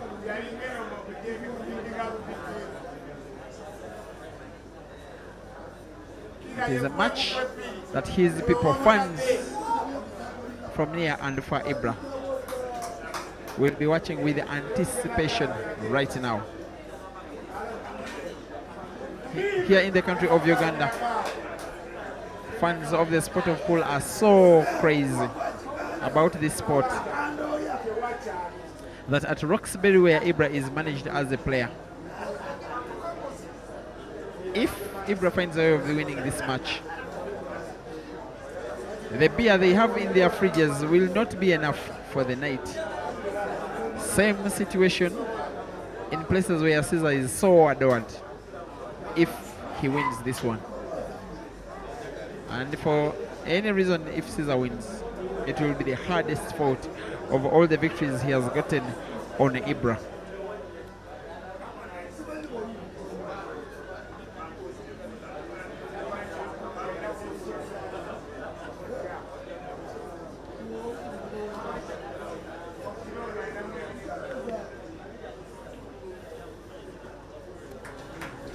As the match gets slower, it is becoming now more complicated.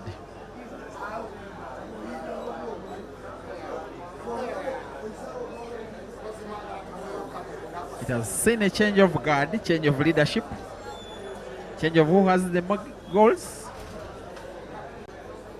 The guy on table is the guy not yet in double figures. He is on 8. His opponent is already in double figures. He is on 11. How well will this fight be? How good? For as long as Caesar can see his yellow, it will be good enough.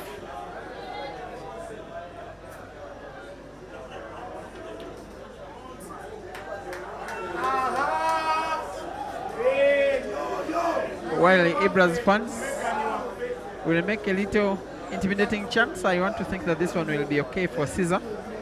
Could go for the center pocket, could go for the corner pocket, top left of your screen. Seems it's the one he's going for. Yes, we are. It's a pot of the black and the white ball.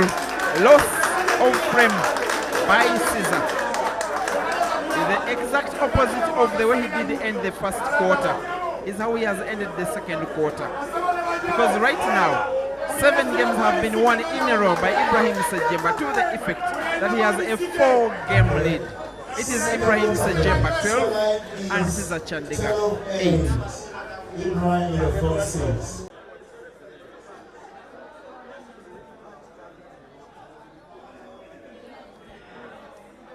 Once again, if you're just joining the stream, this is the last of the 3 money matches between Ibrahim SSEJEMBA and Caesar CHANDIGA, 2 of Uganda's proudest shooters, the guys who have dominated Ugandan pool tables for quite a while, dubbed the Triology.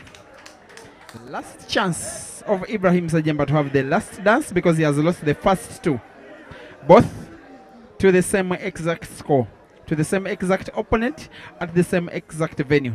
Matches that ended 21-15 in Caesar's favor. And yet IBRAH is having the best performance of all the 3 he has had. He is having a 3-game lead, which was 4 games. About 5 minutes ago, the 4 games that he is trying to regain here. Has to be a little bit careful here. Careful he is, but most importantly, accurate he is. Roxbury, the venue of this competition, is full to capacity. And puts his red off the yellow, getting himself accurate black. One of the very many beautiful clearances that IBRAH has gotten today over Caesar. Performing in top notch in front of his own management team, who are mostly at the venue. And IBRAH putting black so beautifully, controlling the white ball so well to safety, and regains his 4-game lead as the match grows older. IBRAH is starting to become a big favorite for this victory, with a chance to take down Caesar at a venue that is owned by one of the guys who were Caesar's first initial managers, in Moses Opio. Caesar 9, IBRAH 13.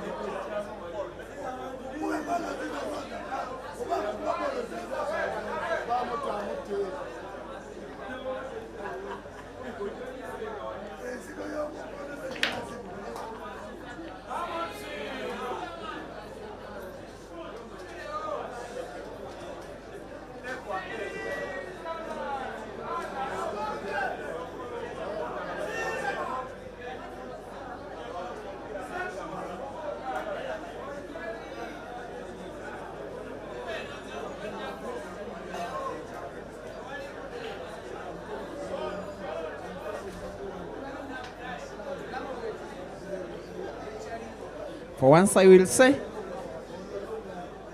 it is now Caesar who must be at his very best to try and beat IBRAH, because for the last hour of this match, IBRAH has been at his very, very, very maximum best. Has regained his break, has been clearing well, has been intimidating Caesar. has been utilizing all of Caesar's misses, has put Caesar under pressure to the effect that he has been affecting Caesar's own pattern of play. And what about that one? For a pot of the of the red ball. White ball speaking a lot of English after bouncing off the cushion. This one seems like one of those Caesar clearances, which has made us so accustomed to seeing him.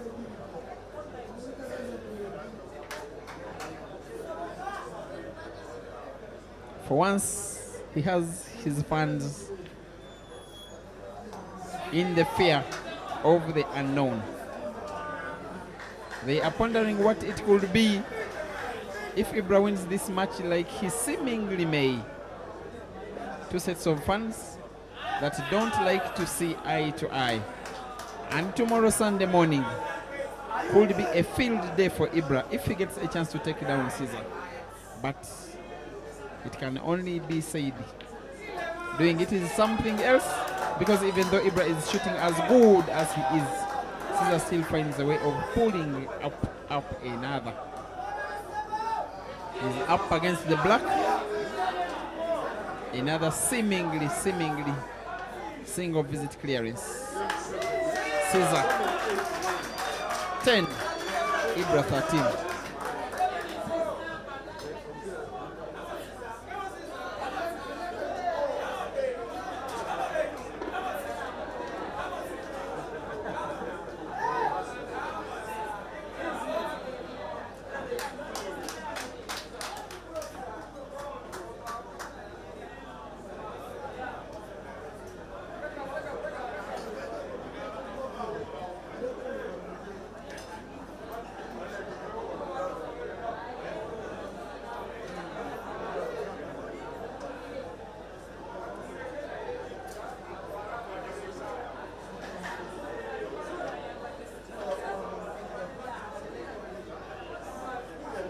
As the players are sharing the breaks in turns, the umpires are sharing the sessions in turns. IBRAH, this time playing the mind game, probably on Caesar, maybe on his fans, to ensure from the umpire that the game is racked well, that the black ball is right at the black spot, and that the balls are racked well without spaces in between them. This is IBRAH's break. He has been breaking better today, especially the last session and the ongoing session. There we go. This time, a foul break.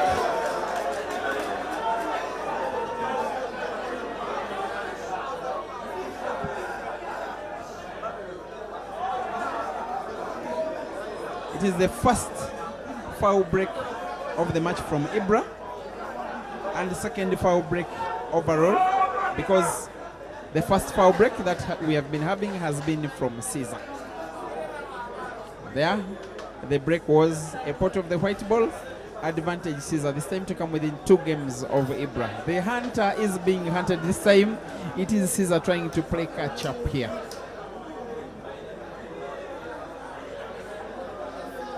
This has, without a shadow of a doubt, at least so far been IBRAH's performances in this series of money matches that are dubbed the trilogy. But if there is one player whom you would trust with the ability, without a shadow of a doubt, to come from 4 games down on IBRAH and beat him, this is the guy. But then if there is one player in Uganda whom you can bet on in a money match against Caesar, IBRAH is the guy. That's what makes this match pretty interesting.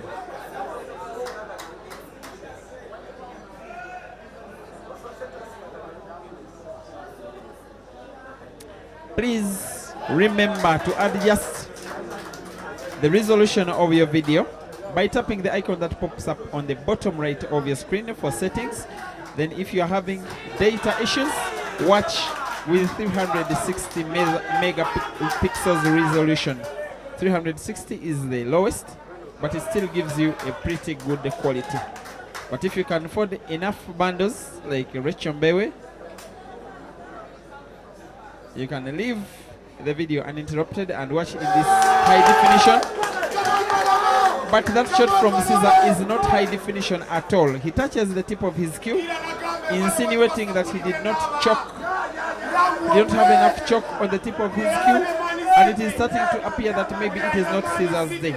It is starting to appear that IBRAH may have the last lap. This is the shot that has been Caesar's letdown in this one. Maybe he was not off on target, maybe he miscued. Maybe the tip of the cue slid on the white ball. That will not matter.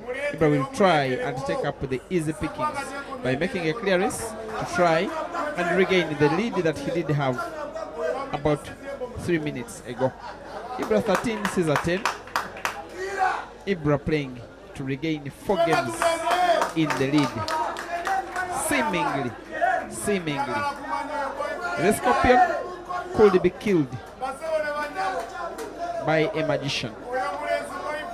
And I'm talking killing in Paul's terms, not really killing.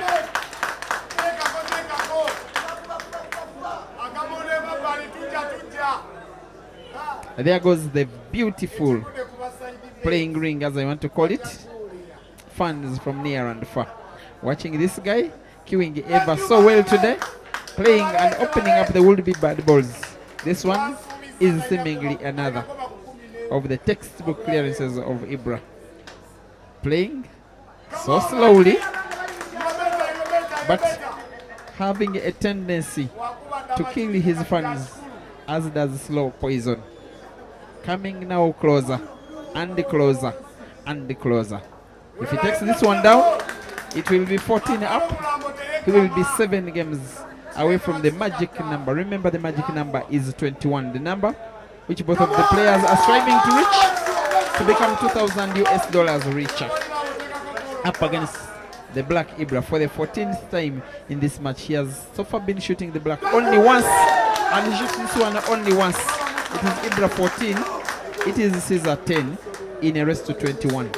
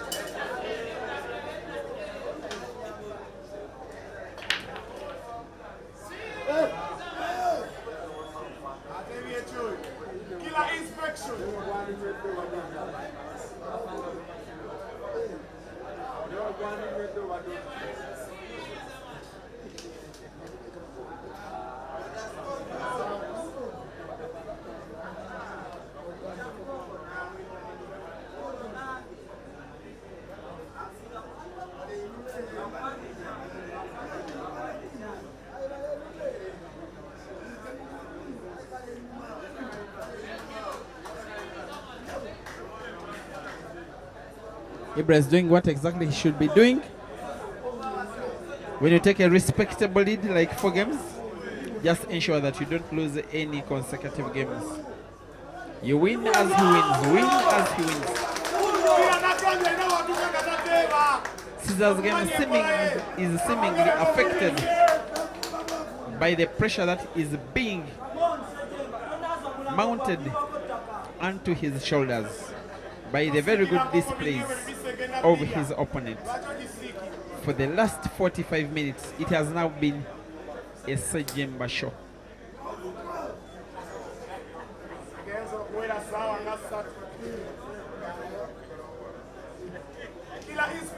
One section of the fans stands has Caesar's fans, who are more in terms of numbers.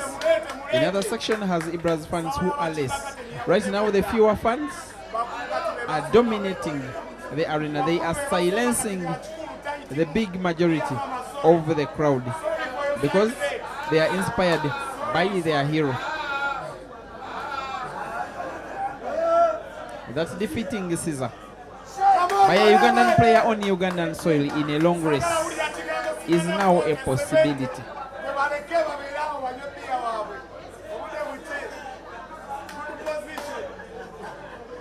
And there's one little thing I want to tell you. At Climax Bar in Machinde, when the last money match ended, after Caesar taking down IBRAH by 21-15, IBRAH did not return home because the table was kept at the venue the following day and only brought here late night yesterday. IBRAH ensured that yesterday morning he was at the venue as early in the morning as 8 a.m. to make more training on the table. He wanted really to conclude the trilogy with him having the last laugh, with him taking down Caesar. It is something that so far is proving within his reach. Right now, he is queuing better and thinking better and delivering better. Right now, he is outplaying Caesar. But he will not outplay Caesar with shots like that one. And while IBRAH has a very good lead, which I call 4 games is a very good lead, yes it is. But Caesar is one guy that has the potential and the character and ability and temperament to win a series of games by himself and have the match change its complexion. For now, it is still IBRAH, but unforced errors like that one are still unforgivable.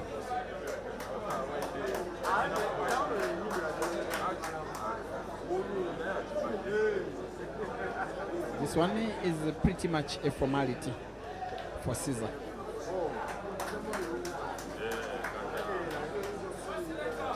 We'll need to play connection, play yellow to pot yellow. Then the second yellow to the corner pocket, then the black ball to the corresponding corner pocket. Maybe not. Maybe not. The inside yellow, the one that was nearest to the pocket, was exactly straight compared to the position of the yellow that he did play. An effect on the same ball, which affected Caesar's pattern of play, ending up having him missing the pot. An advantage to IBRAH to try and go 5 games clear of Caesar. And what a shot.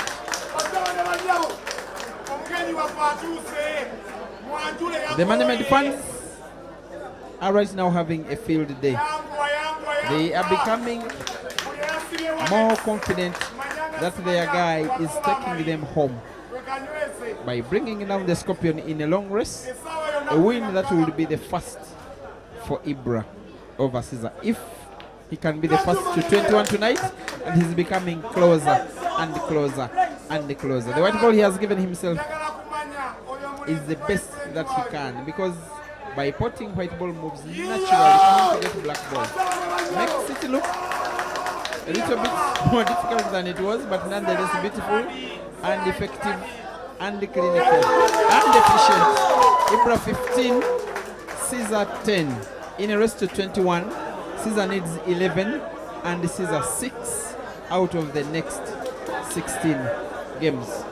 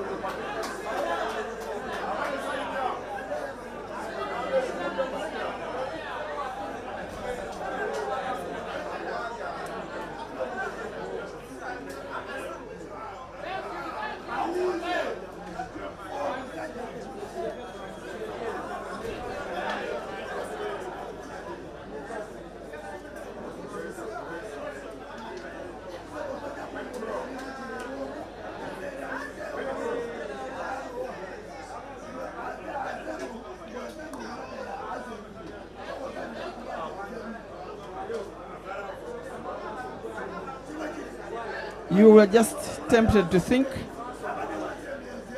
that Caesar's best bargain of trying to win this match is if he starts running out every time he gets a chance on the table.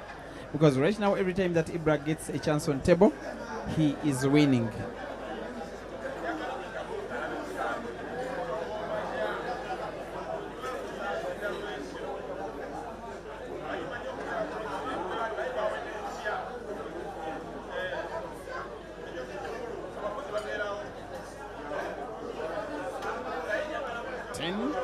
To 15.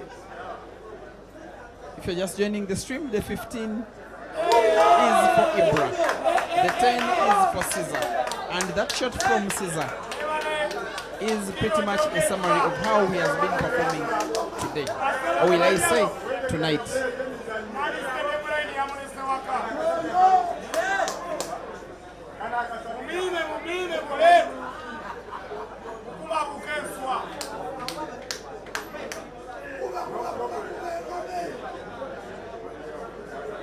Now focused with less pressure, because he started having victory in sight. IBRAH, one thing he must know is that it's not yet done and dusted, because the guy he's playing has in himself the capacity to turn this game on its head.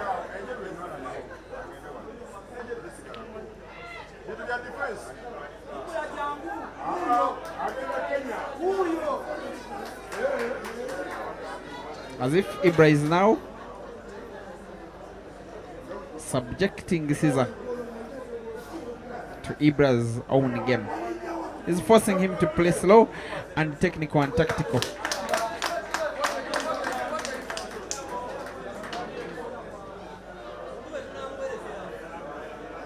The face of a very determined player. To restore some respect on his name, to take down Caesar, the best of the opponents that he can have in a money match, in IBRAH's ongoing money match quest for any player that shoots on the African continent. There is talk within IBRAH's camp of how they are to proceed with this tour to Southern Africa, starting with Zimbabwe.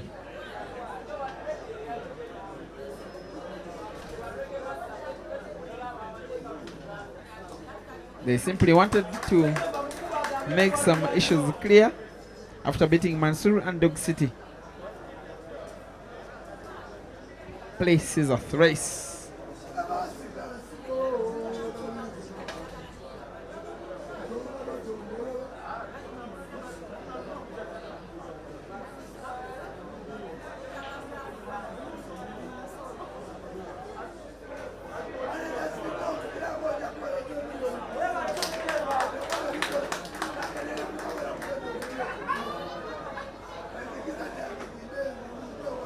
Not only is he shooting well, he is thinking well.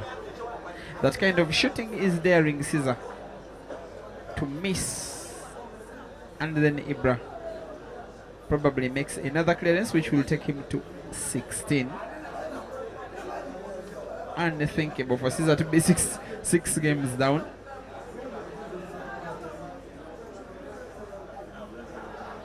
Very rarely seen. He went 6 games down against Jerry in Johannesburg in a race to 21 money matches. Jerry did beat him again, so Jerry has had 2 victories in money matches against Caesar earlier this year. Although Caesar had a bigger margin of victory the last time they did meet out, which was a rematch in Kampala. 25 to 10. That was something.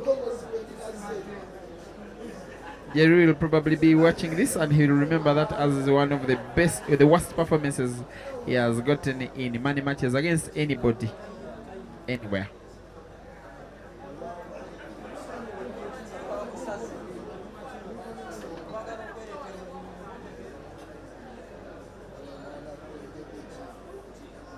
And I know that many of you,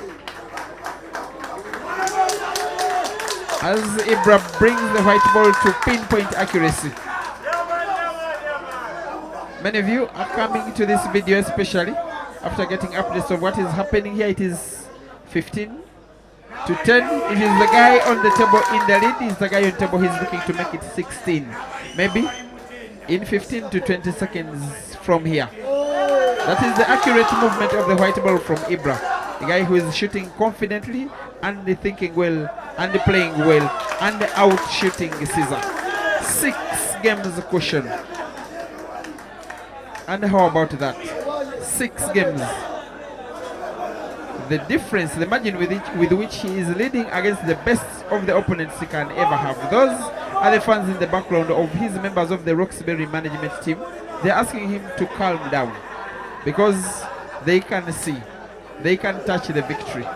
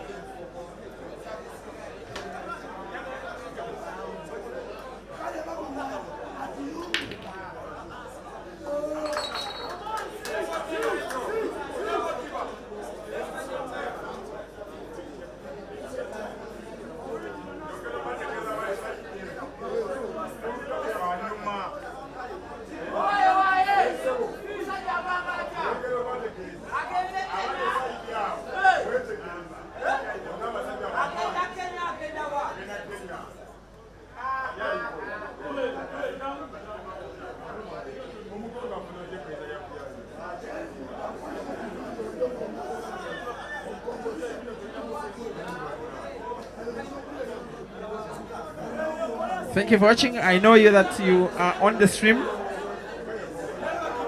The guy that first managed CEASER when he moved from the north of Uganda to stay in the capital. Nowadays, marketing manager of the All Africa Pool Associations, Hans Rugari, probably watching with a big respect for both of these players. Stayed with the two as manager when he did stay with them in Lusaka playing the Sharks Pool Club.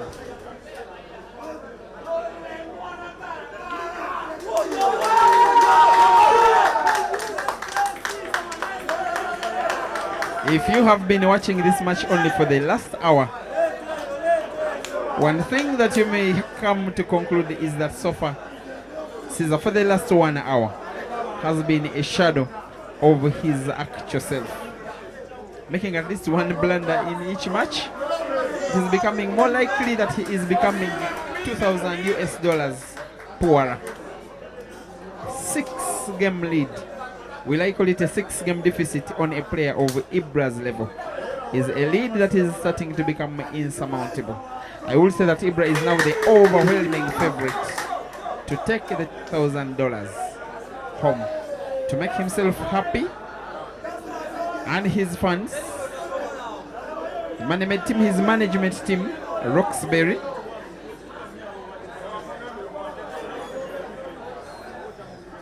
his kid, by the way, he's a dad, eh?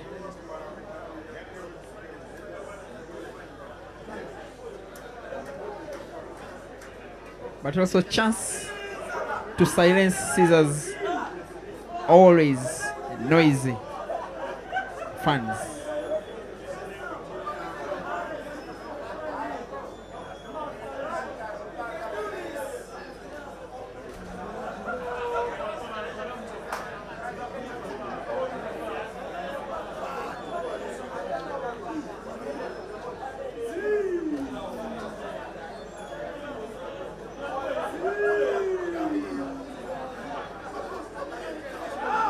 They'll probably be contemplating to open up that corner pocket which has 2 reds of his.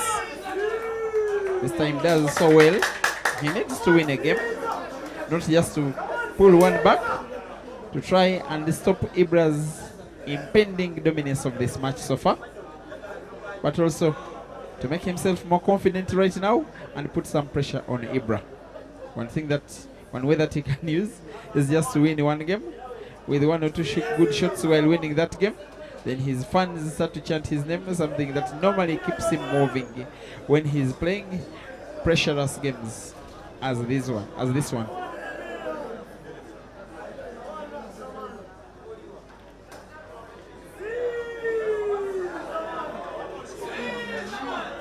Well, that one should be good enough.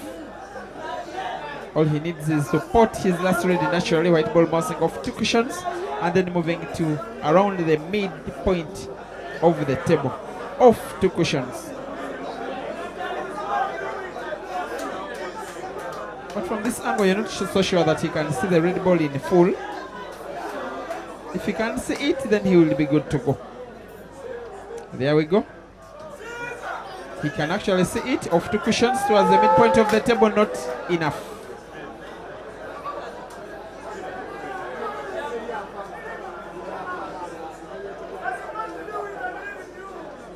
He's playing mass shot, curve the white ball around 3 of IBRAH's yellows.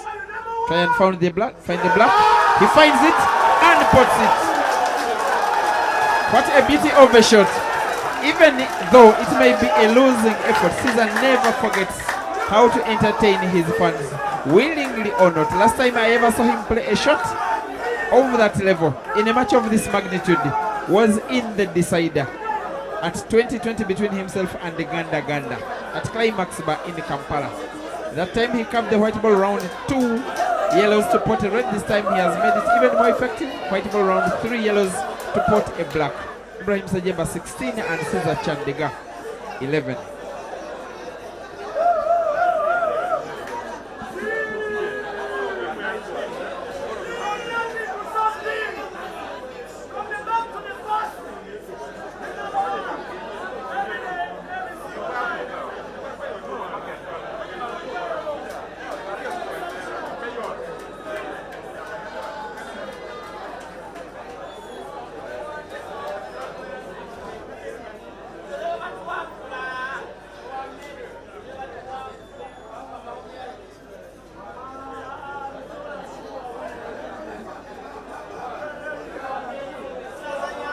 Keep us company for maybe 1 hour or so. Don't miss any of this action.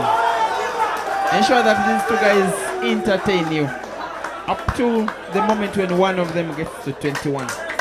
But if you're just joining the stream, if this were a movie, you can dub it Hunter being hunted. It is normally Caesar, who is having 5 game cushions in long races at this stage, and yet it is him down to the players, to a player who is supposed to be his friend, but on table, a fierce rival.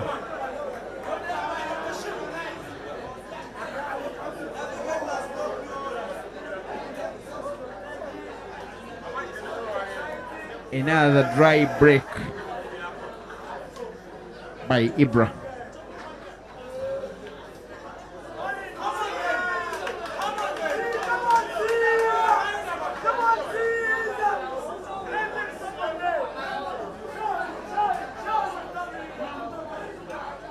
That guy in the background wearing the black, yellow and red of Uganda is former tournament director of the Plus Session of Uganda, Ismail Kalibala. A few of the members in the leadership of the association are in presence. The vice chairman, James Mwede. Different club leaders, also leaders of management teams. Over a few players, of course including these 2. IBRAH will look unfazed as Caesar makes the clearance, which will most probably bring him within 4 of IBRAH.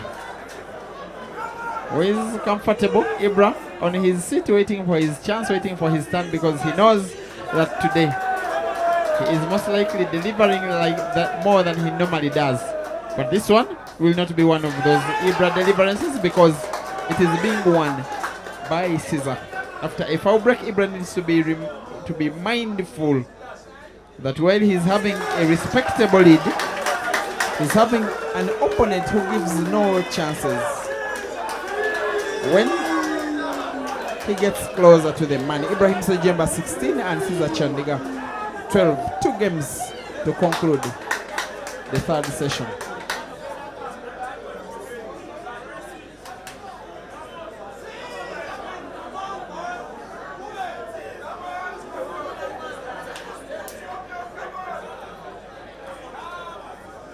That was the clearance. Stuff was made to look all easy, not that it was difficult. And one of the easiest spots of the black that CEASER has had in this competition.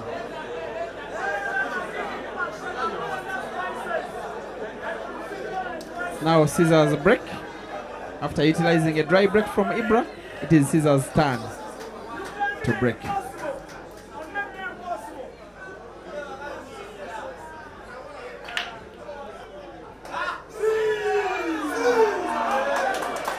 It is a void break. Black ball is potted on the break. And by black ball rules, the same player is supposed to break the same game, re-racked again by the same umpire, with the scores unaffected. It is not won, it is not lost by any of the players as long as black ball is potted in the break. It is a void break. It doesn't matter whether black ball was, whether any other ball was potted during the same shot, be it red or yellow or white. As long as black is potted on a break, the same player breaks again.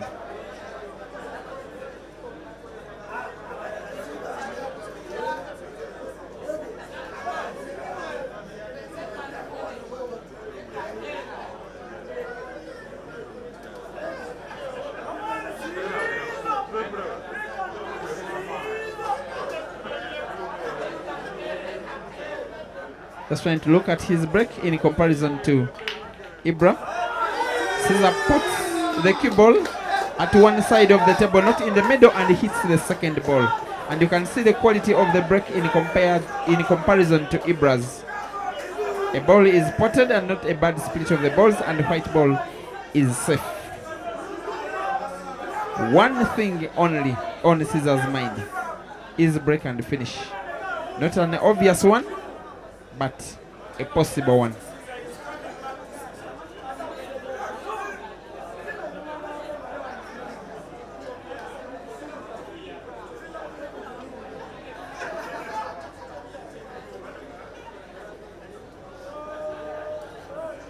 He wants to use yellow, put it to the center pocket and close the table, playing yellows.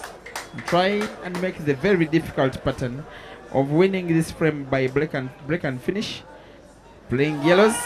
It's a closure of the table.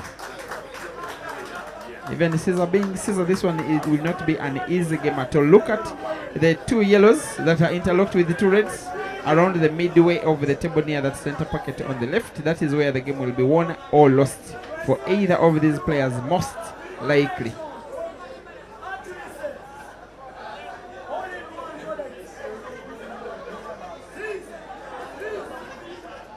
A member of CEASER's management team, Steven Sentongo, has moved closer to the table to observe more critically, a sign of pressure not just with the players but also the management teams equally.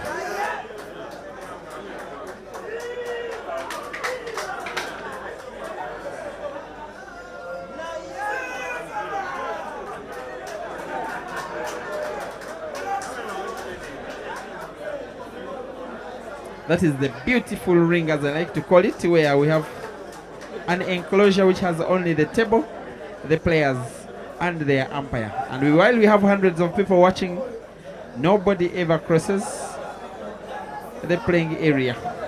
Nobody comes any closer to the players, and yet everybody watches them comfortably. That is the top-notch kind of arrangement that is being delivered by the Advanced Talent Agency. That's a rural target shot by CEASER, but still needs a lot to do.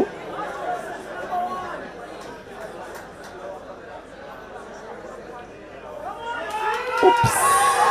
My goodness!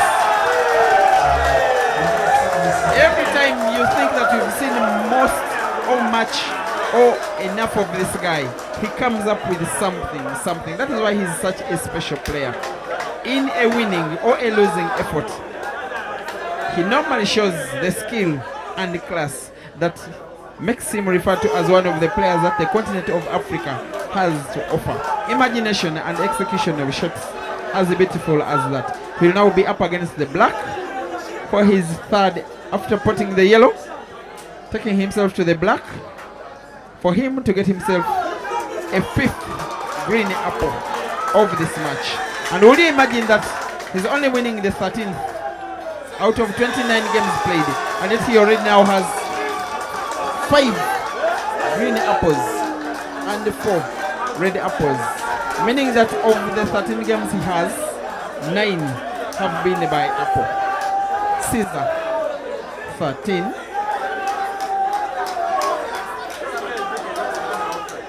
and IBRAH 16.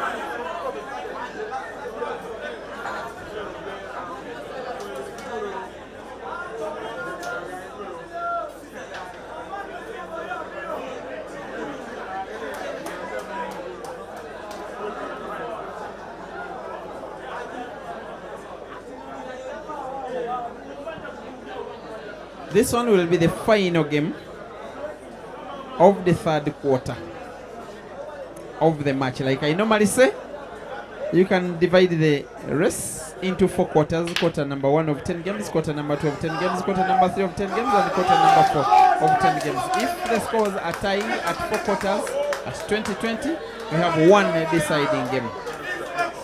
For now, it is IBRAH's fair break, with him having potted 2 balls on the break, a yellow and a red. An open table in which he's free to go for either yellows or reds. He actually potted only red. Nonetheless, open table. Addis Port Chilka is the venue where we are at. The players are Caesar and IBRAH.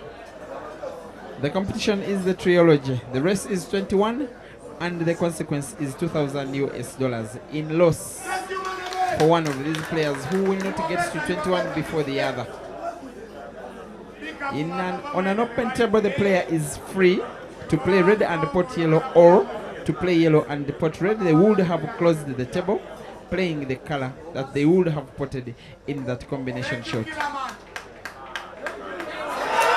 IBRAH gets himself snookered, dangerously snookered.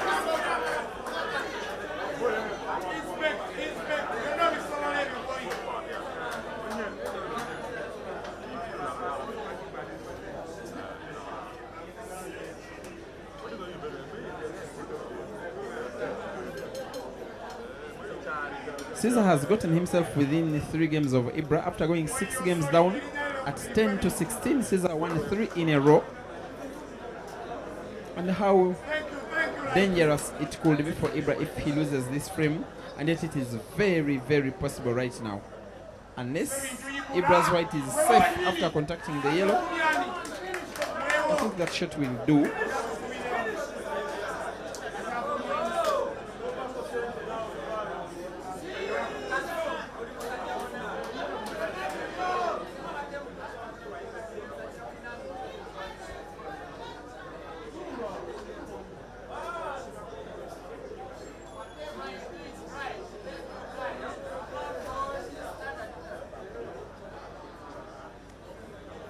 Big moment this one. If Caesar can pot and get himself good white, he pots and opens up the pocket. And his fans have started cheering him up. He normally lives off the support from the fans.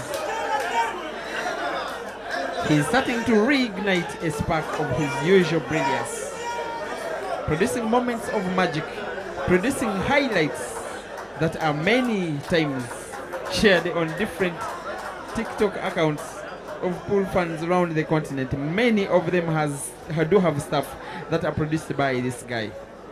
Umpire Henry Joko does look on, ensuring that the players take maximum of 60 seconds and that no foul goes unseen. In a match that is being streamed live on the Advanced Talent Agency website that was opened with an investment of 20,000 US dollars in it, purposely to develop the livelihoods of African pool players by allowing them a facility to have their videos watched for a small pay, which after the costs of production are geared directly to these players. Whoever loses this match, IBRAH or CEASER, will have lost their $2,000, but will take a good share of both the money is collected from the gate and the money is collected online. And for that, I want to say that thank you, ATA. CEASER in a little bit of trouble here. The only ball he can see perfectly well is the ball that is already in the pocket. Seems he can actually see the center pocket ball. Well, he could not, and rightly decides to only play safe. A very crucial shot this one, a very crucial frame this one to both players for IBRAH to restore his 4-game cushion on CEASER as IBRAH fouls. The importance of this shot for him, this frame, is to come within 2 of IBRAH with a whole 10 games to go, or 10 plus 1 after the break that is coming up after this frame. That was the free shot. CEASER only used it to free the black, but also give himself white for both of his 2 remaining reds. This one shall be a formality of a clearance. A simple tap of the red ball diagonally to the corner pocket, allowing him white ball to the other diagonal pocket on the left and right of your screen, respectively.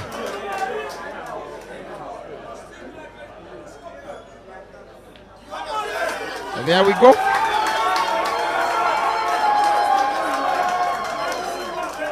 Now 4 games won in a row by the Scorpion as we have our last timeout of today's match. The Trilogy 3rd edition is 30 games old out of a potential 41. CEASER CHANDIGA 14, IBRAH SSEJEMBA 16.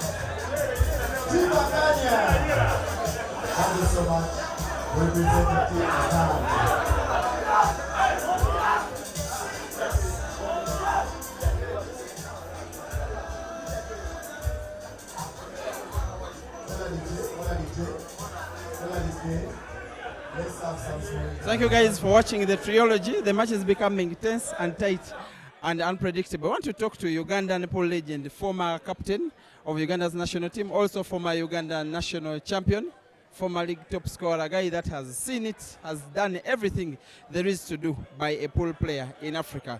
You are welcome to the ATA platform. Gumeki is Alfred Blackship. Thank you, the moderator, Peter Cho, and thank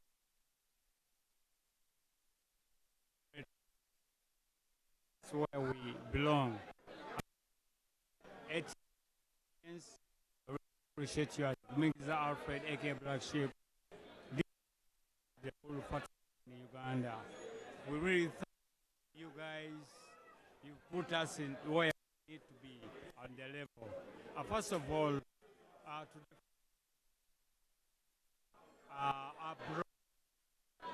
all over the world, so much for support.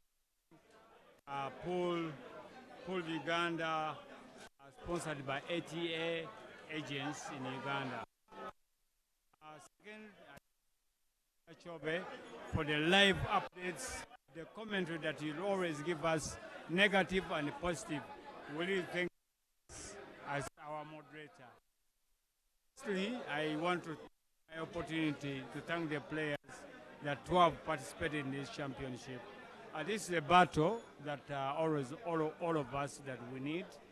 You know, when you have a battle, it gives you a challenge. It puts you where you belong. This is a titanic battle, intensive battle that can give everybody a mileage. I thank the organizer, ATA, Black and Finish, Peter Chobe, the management of ATA, and everybody. Let us learn a lesson from this, and the Polo Association of Uganda. Let us learn a lesson. How can we get intact with the ATA so that we can next level? You've really nailed the message. It has gone right home. Now, one final thing, but a small one, but with one answer. Yes. Both of these players are like your young brothers. They have grown up under your watch. I'm my mentor. I'm their mentor. You have mentored them. Yeah. But who do you think will win tonight? One word. Of course, pools is an individual sport, it's a key sport, and I see IBRAH is doing well today. He's leading 16-14, CEASER 14. I know the best man on the best day. Black Sheep, don't be a coward. Well. Who will win? I mean, the best man. The best man, because it's a key sport. Yeah. The one who's best can win. But I wish everybody the best game, because right now the game is tense, and I see the rhythm is up, fan base is up, and that's what we want. The vibe is up. That's what we want as a Q Sports fan base. Thank you very much. Also, Peter Chobe, thank you for giving me this opportunity. Big up. This is your game, the man. live streamer, 80 live, and everybody. We appreciate you. Support us. We go on and we move. Big up to everyone. Thank you, man. Cheers. I just want to talk to the guy. Definitely Team CEASER means a lot to CEASER. People actually don't know you. This guy he's supposed to be a fan, but played Uganda's National Open Finals, Grand Final, and reached the quarterfinals. Surprised everybody, including himself. Your name, sir? Yes, I'm Okelo Polo Pio, the manager at this sports, and also the manager, Team the Scorpion, and the player for Addis Pool Club. He's a member of Team the Scorpion, and particularly he's the guy that runs CEASER's social handles. Not so? Yes, that's true. Before we talk about Addis, something the game where your guy CEASER, it is very to see him trailing again at this point, at this stage in the match, and it is done. Where do you see him going with this match? Yeah, the match, we expected it not to be a simple task. It's an uphill task for us, and obviously we know that the opponent we are up against is not a simple opponent, especially if he takes a lead. Nice respect. He becomes more confident, but we are steadfast in our strategy. We know we shall pick up the pieces, and from time out, I know we shall take the lead. Now, at this spot really this place really looks beautiful, and I want to say thank you for investing in pool as a game. Tell us something about the program as a place for pool. Yes, thank you for appreciating. Addis is a spot, is a place to be. We expected every player and every fan to have a glimpse of what we can do. So we had to pull up our socks and see from wherever benchmark we had, and we had to make sure we put something good. We appreciate that everyone who has come has not yet complained. Hazard is, we expect to even lift the standard higher. This is the beginning. We expect more battles, but most of all, we have more plans for the pool fraternity. We have pool leagues coming in, we have tournaments coming in, and we expect this to be the hallmark of pool in the country. Thank you guys, such a good spokesman. Wish you good luck, and win always for CEASER. I will interview you after. All right, thank you.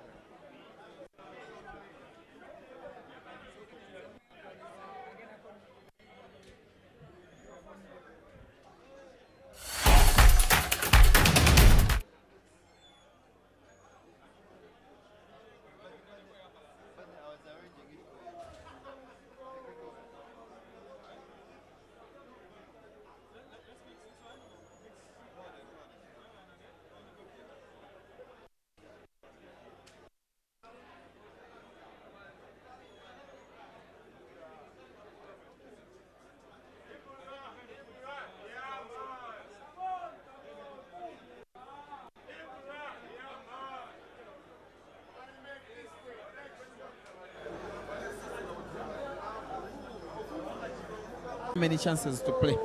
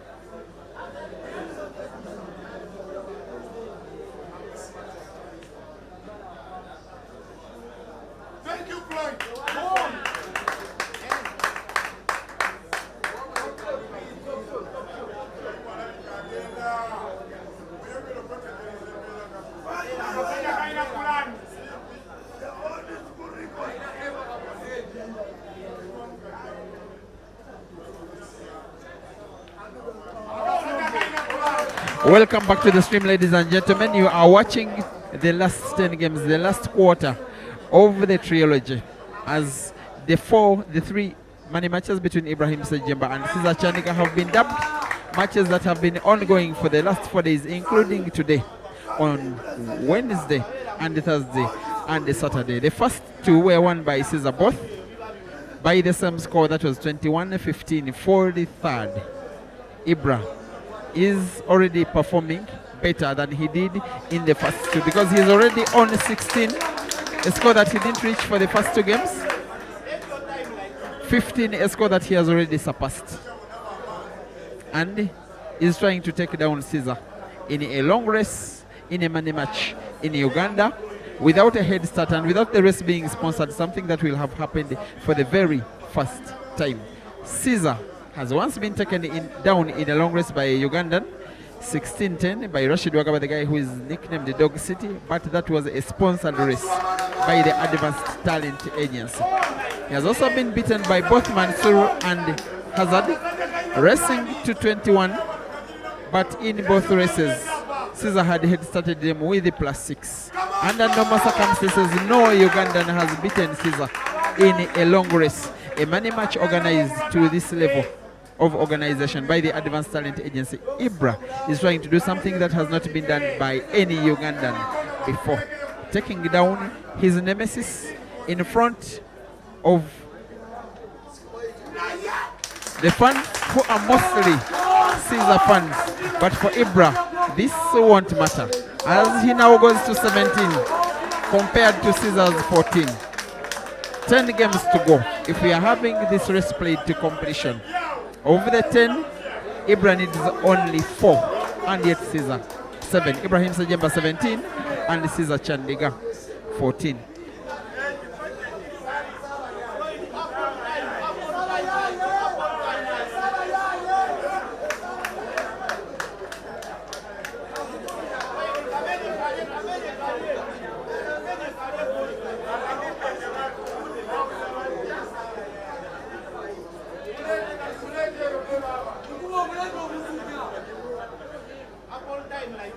And IBRAH's fans are now chanting, "We want an apple." He has a suspect break, IBRAH. You don't know what to expect when he's breaking.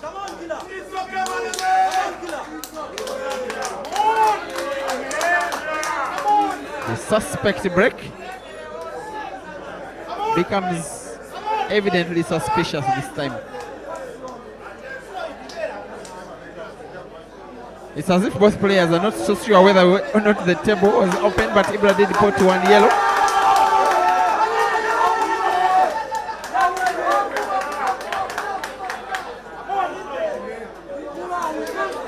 And the IBRAH's fans are laughing at Caesar because he's out of sorts. IBRAH potted 1 yellow on the break, and yet Caesar came up to play, thinking that IBRAH had not potted on the break. The table is closed. IBRAH is playing yellows. Very good looking yellows besides one. One which is right behind the 3 reds lining up near the black ball, near that black spot. As we see the table in full, that is the only would-be problem yellow for IBRAH.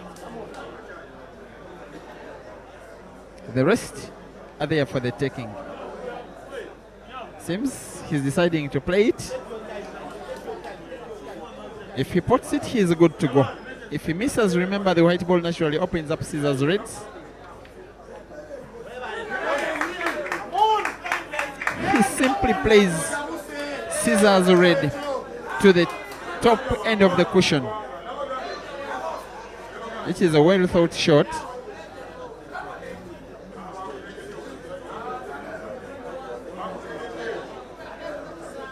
Just keep me company maybe for the next 40 minutes or so at maximum. This race will be done. The trilogy will be done. We shall know if Caesar will have won 3 of 3, or we shall know whether IBRAH will have had the last dance. And this for Caesar is to ensure that he makes what will be a very memorable comeback should he find a way of winning. Has made us accustomed to such combination shots, doing them with a lot of ease, opening up the pockets that IBRAH took a lot of time to close with his balls. Will he do it again? He wanted the white ball to pot IBRAH's yellow. This time it didn't come to pass. Caesar in trouble. The 2 reds that are near that corner pocket that has IBRAH's yellow in front of them are now the problem item for Caesar.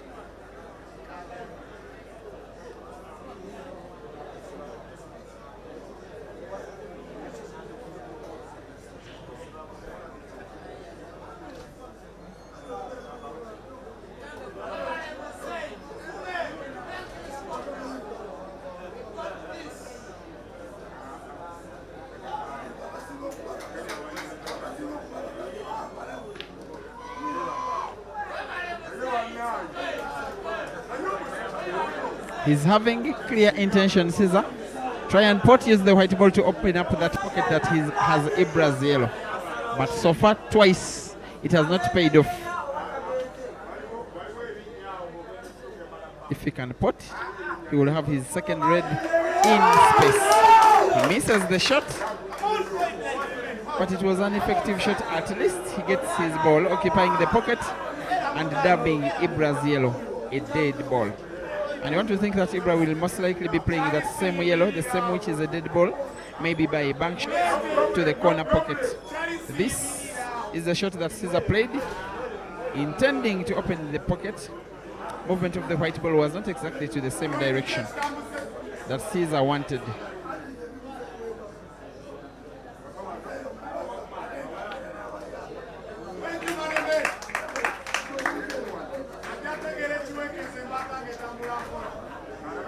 This one is probably the white ball IBRAH has been looking for.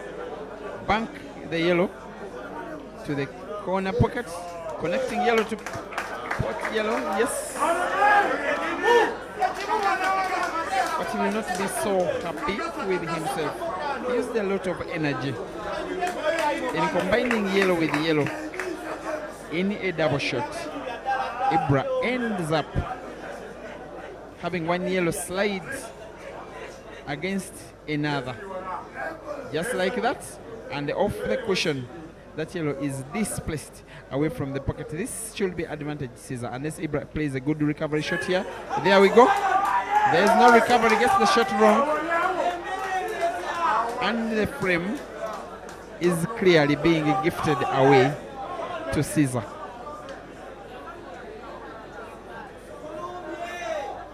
Who is clearly playing under immense pressure right now. Not just pressure of his fans and pressure of his management team, but also pressure of money.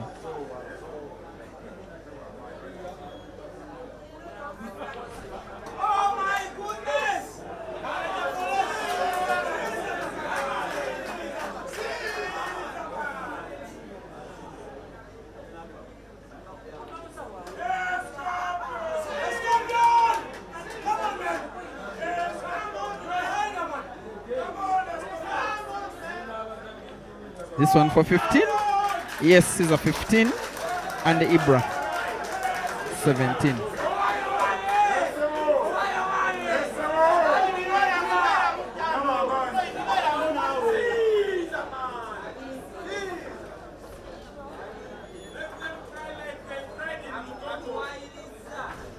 That is pretty much the game-winning shot.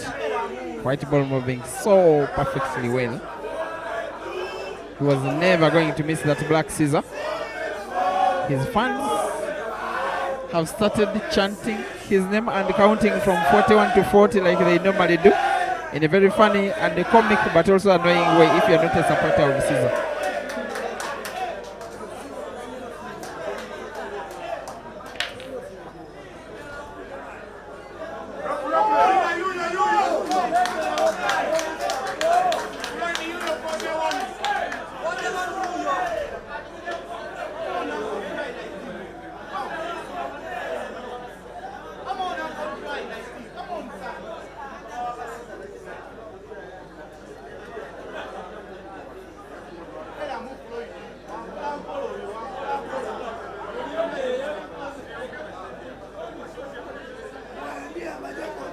The fans who are in a few hundreds at the venue are refusing to go back home. Nobody can leave the venue without seeing for themselves with their naked eyes and in real time where this one goes.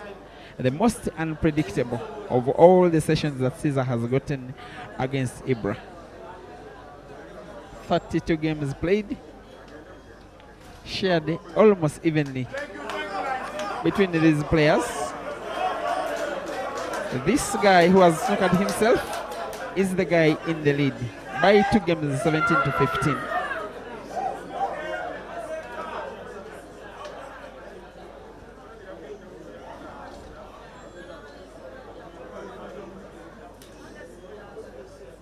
That is how he lost guard of his white ball, and they must be very cautious here.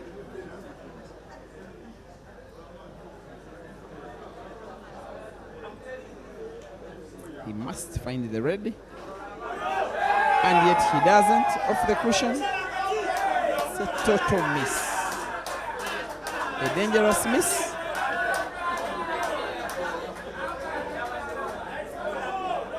He got it all wrong.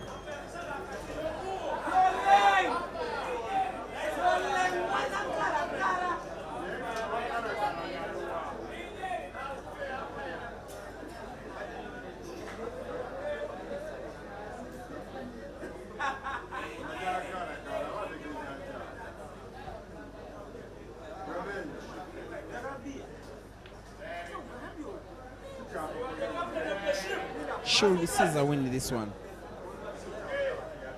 It will be the most memorable of all victories he will have gotten over Caesar, which are quite a number.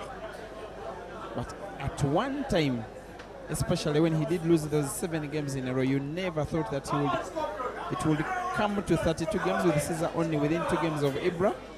And yet there is a chance that he could win this one and take it to 16 to 17 out of 33 games that would then have been played. And he's coming so closer. He's now wearing a more confident face. And he's shooting quite confidently.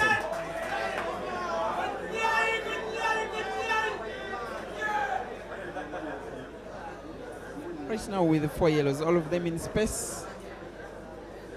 Could choose to start with any.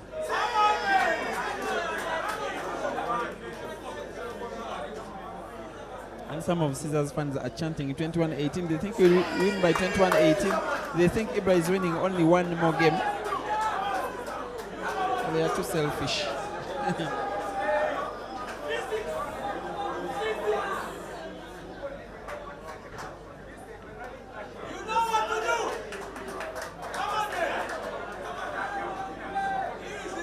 Yellow to the corner pocket, bottom left, then red to the corner pocket, top left. Now top right with this angle. As Caesar puts this black, it is now 17 for IBRAH and 16 to Caesar.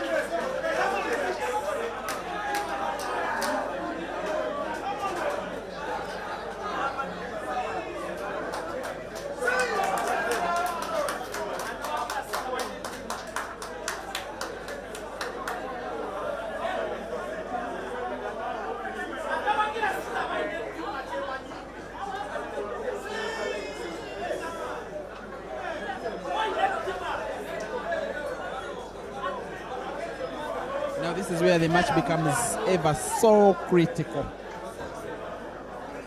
One of the most important frames of this tournament for both of these players, because it could really mean a lot. Needs a big break, IBRAH. But a big break he has missed. The dry break. The shot that has tormented IBRAH for the last 2 sessions between himself and Caesar is tormenting him again at the crucial end of tonight's match. With thousands watching both at the venue and online. And even more thousands that will be watching this game a little later on. That it is becoming now a seeming possibility that Caesar could steal this game away from IBRAH.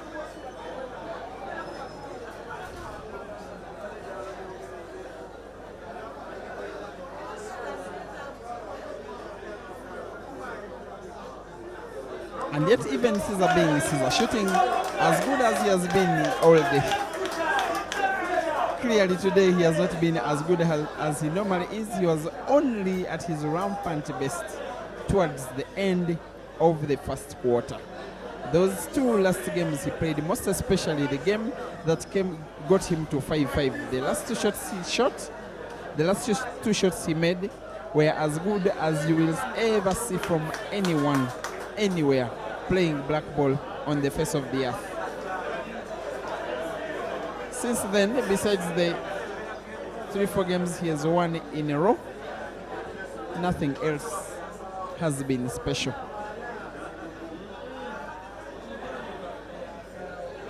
if Caesar wins, he will probably remember this match for coming from down for the money, not exactly for performing so well. If IBRAH loses this match, he will slap himself in the face for blowing away a big opportunity to tame the Scorpion.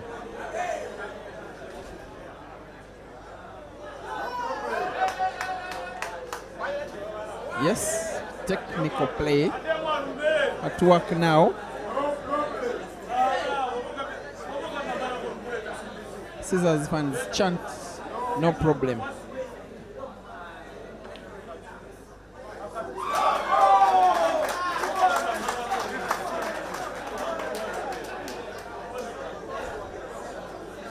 Yes, umpire Joko Henry has rested. His match is done. The female umpire Farida Nachidide is officiating for the last in the trilogy. But Caesar is starting to use the white ball as good as he normally does when he's having his day on. It is totally intentional, totally purposeful, and totally marvelous. That is the shot. We have the beauty of screen replays. This is how it happened, with total accuracy.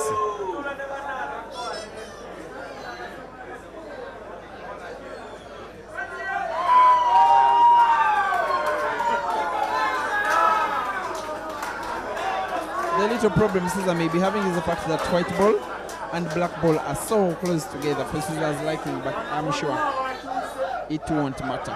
This one is clearly Caesar equalizing for the very first time, having it to level scores. As long as expected, he wins this frame. Maybe for the last 90 minutes, it has been IBRAH leading, and it is about IBRAH to blow away a 4-game lead. Was it a 5-game lead?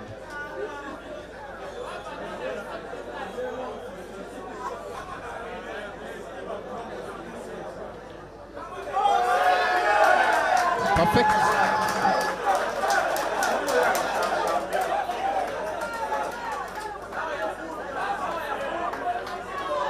And yes, after 34 games, it is Caesar 17 and IBRAH 17.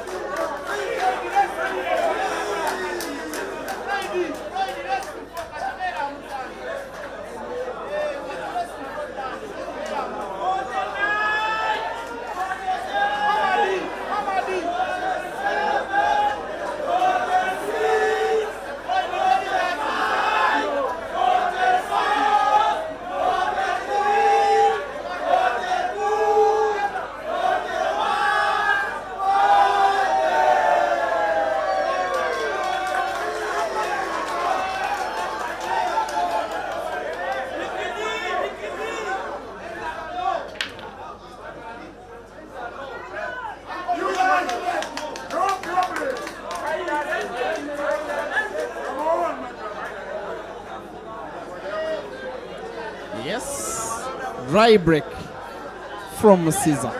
Isn't it the moment IBRAH is looking for to try and regain his lead? He must win this game, IBRAH.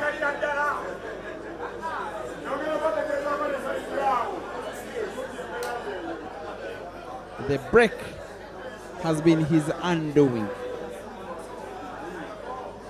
Scores level, with about 9, if not 10, dry breaks from IBRAH and 1 foul break. And yet Caesar has had only 3 dry breaks and 1 foul break. Only 1 green apple and 2 red apples from IBRAH. And yet Caesar has gotten 5 green apples and 4 red apples. That means IBRAH has been counting on games where he has been having a number of touches in the frame. And for those ones, he has been winning pretty much all of them. For most of the games Caesar has been winning have been one visit clearances, save for very few.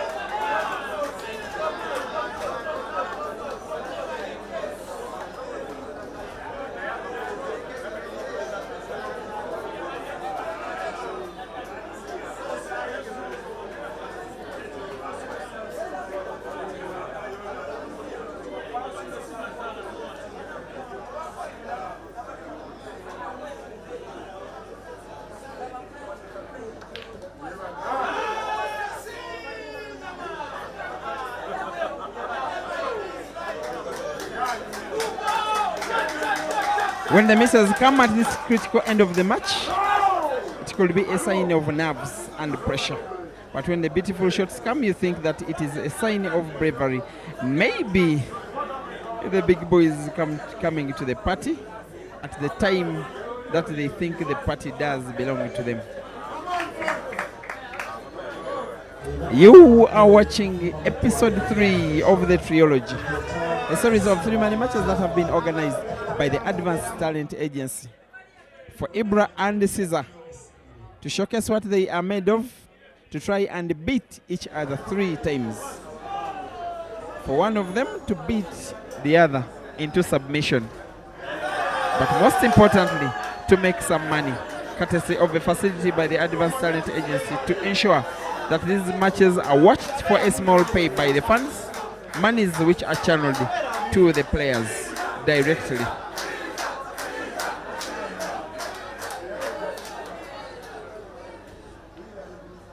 We just saw a big miss by IBRAH, which could become a big clearance by CEASER. The last time that CEASER was leading in this tournament was before 10 games were played. That is the last time he was leading. If he wins this frame, if he makes this clearance, it will be the next time that he's leading. And how IBRAH's team are now being silenced at the venue. Should they lose this one, it will be very painful because they came really so close. They led with 4 if not 5 games on CEASER. I remember something like 15-10, and yet it is now 17-all. Now officially a race to 4. Maximum of 7 games left to have this race played to completion. Each of these players needs 4.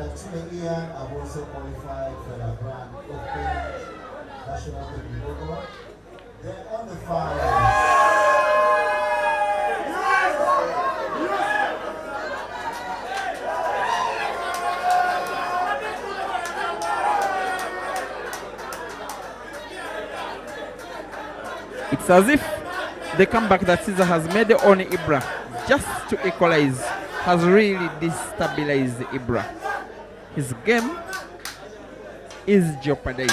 His performance is not on. Misses sometimes unbelievable.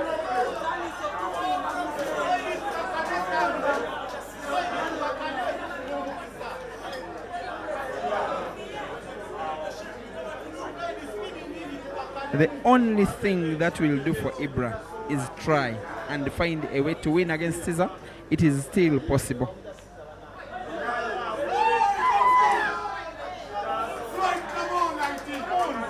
And here is a chance for IBRAH. Normally both of these players are very good long racers. They become better as the match grows older.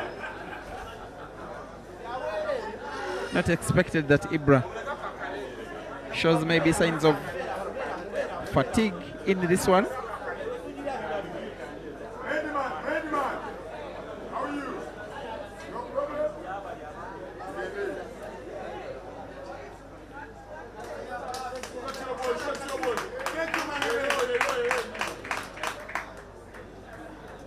No timeout is granted anymore unless it is 2020, because then they will have played 10 more games.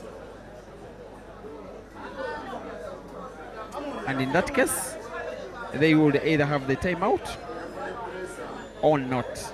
If one of them asks for timeout, the other has no right to refuse. But if it came to that, they may ask it or not. Our curtain raising match, by the way, did end in that very memorable decider. Moses Omara being defeated by Lawrence Sangonge, rest to 13. It ended 13-12. Seems IBRAH is here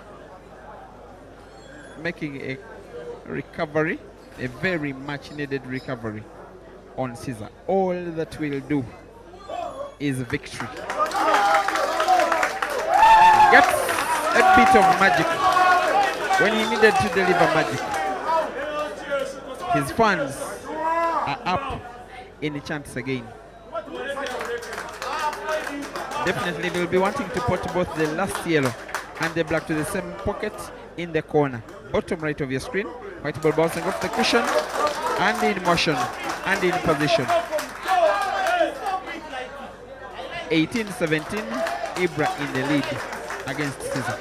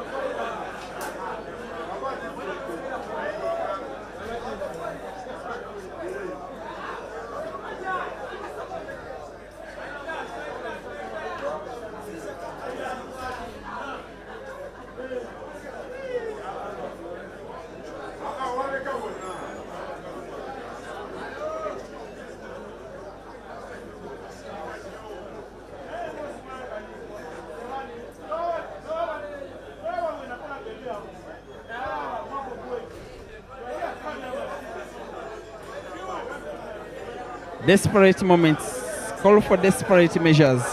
It is a moment of desperacy.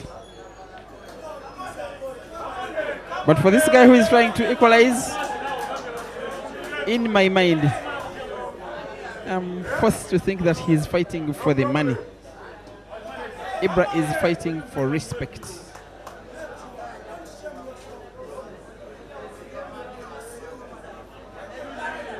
(18-17).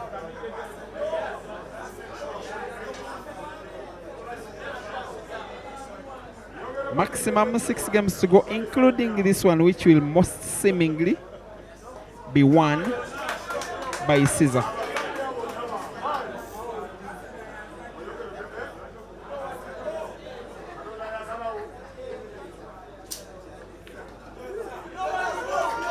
The break is continuing to torment IBRAH, as it was in the first race, was in the second, and is in the third, courtesy of a foul break followed by a clearance by CEASER, who now equalizes on IBRAH. It is 18-18. It is now race to 3.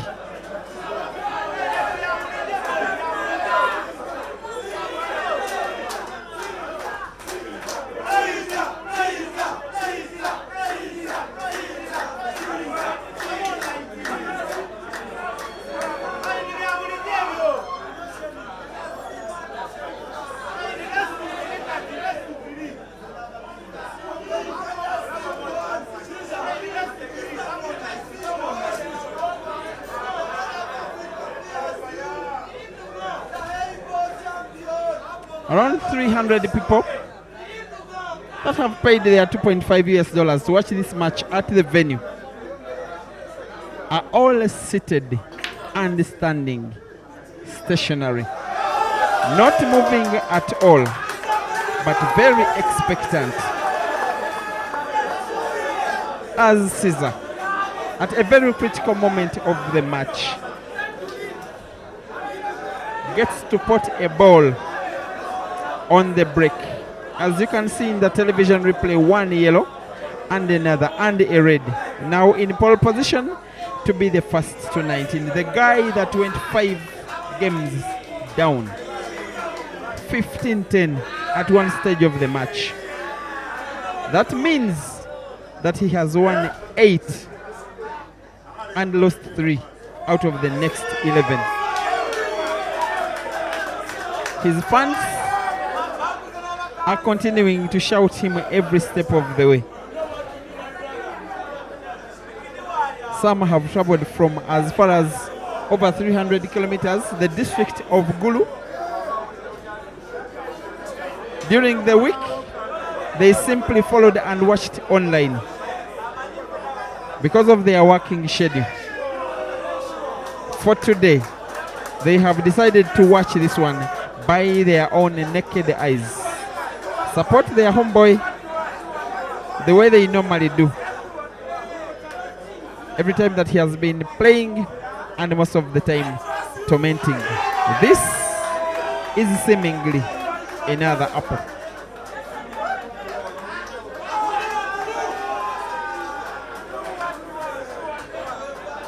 One thing that he helps him demoralize his opponents is they using too much effort to win their games, and if Caesar comes back and erases those games almost effortlessly for the first time in a long while, ever since the first 10 games, he's not been leading.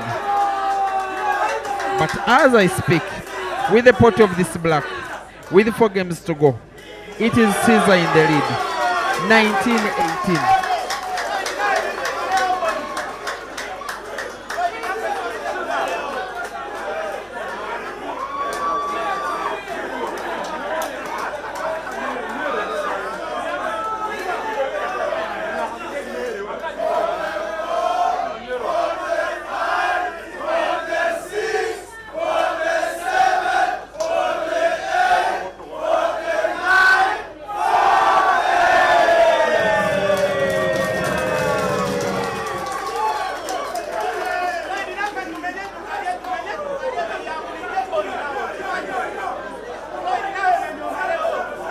You really feel for IBRAH every time he steps on the table to break, because the break has really tormented him all 3 races. And yet he continues to aim, insinuating one same break, hitting top ball and drawing the white ball backwards. Most of the time it has been a dry break. Even now, it is a dry break.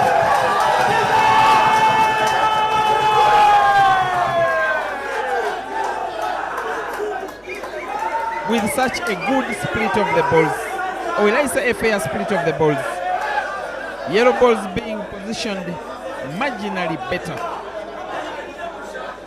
IBRAH again unimpresses on the break. Dry break, as has been a story of his for the race and the mid-race and the first race. The word has been dry break. Caesar has crossed the table playing yellows. Of course, he didn't want it, potting 2 yellows to close the table with, because he ends up opening a pocket and leaving it occupied with IBRAH's red. So IBRAH's only item on his mind right now is break and finish.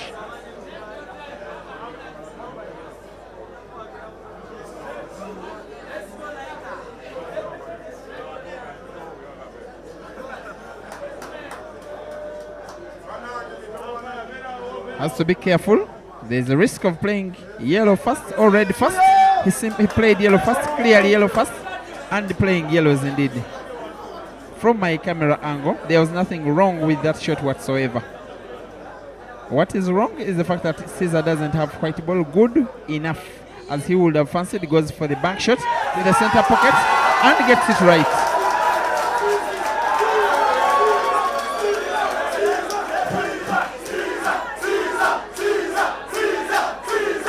Those are the chants of the Caesar fans. Every time that he produces magic as that bank shot of the yellow to the center pocket, in the same shot getting himself very good white for the second ball, but a very good white he misses for the would-be last ball. Advantage IBRAH. Caesar gets himself snookered. These are the critical times of this race. Caesar off the cushion. My goodness, white is spotted. What would have been a very beautiful shot for Caesar is a very beautiful shot for IBRAH. The match is looking as if it is only starting. Entertainment, tension, nerves, and pressure for both of these players. This time with IBRAH as the benefactor. He came off the cushion, as we see in slow motion replay. Finds the yellow off the cushion, pots it, white ball to the corresponding corner pocket. The rest is history.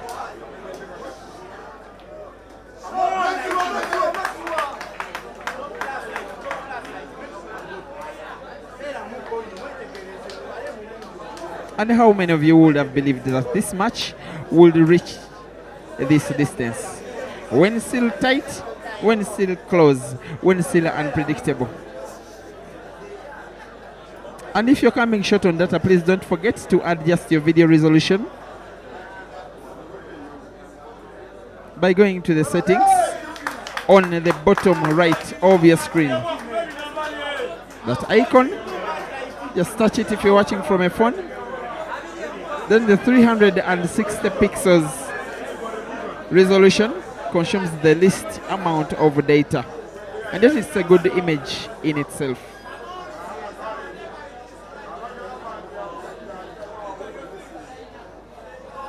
But if you have your data bundles in plenty, you can watch in this high definition one. Big foul, this one. Big advantage to IBRAH. Big chance for an equalizer. Big chance we could have a decider here. 19-18. IBRAH with the 2 shots. In front of a crowd that has now gone silent of the fear of the unknown.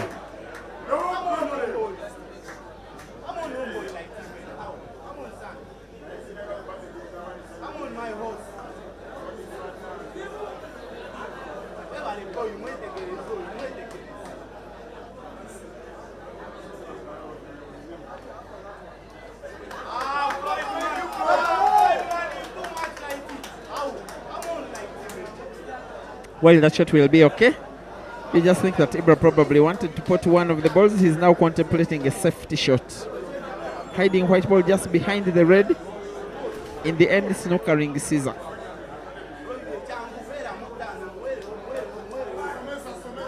I think he's now deciding to attack. Or maybe not. His mind is not yet made up.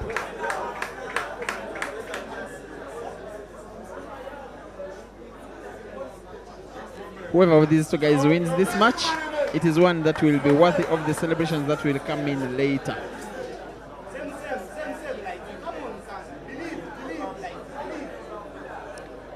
Having to play yellow with top spin, white ball following the red, sorry.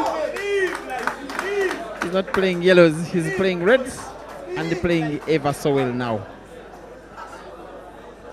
Calm and cool and resolved like a cucumber even in moments of pressure. He finds the pot and finds the white and plays beautifully. In a way to entertain, but also in a way to win. IBRAH versus the black for the 19th time in 38 games. IBRAH 19 and Caesar 19. Race to 2. Race to 21, yes. But race to 2, yes. That was the game-winning moment for IBRAH. Or will I say game-changing moment against Caesar but for IBRAH.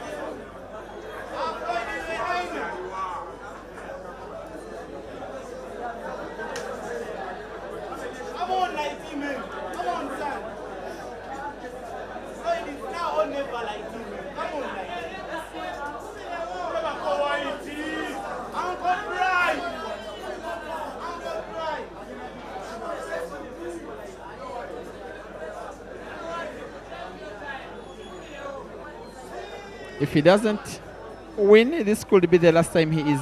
If he doesn't win this frame, it could be the last time he is breaking. It could. Hits the second ball and gets to portable. Leaves an open table, but not a very well split table. But he knows only one play, how to play Caesar. Whether or not it is a pressure game, whether it is a decider, whether it is a training game, he only knows one way how to play, and that is attack.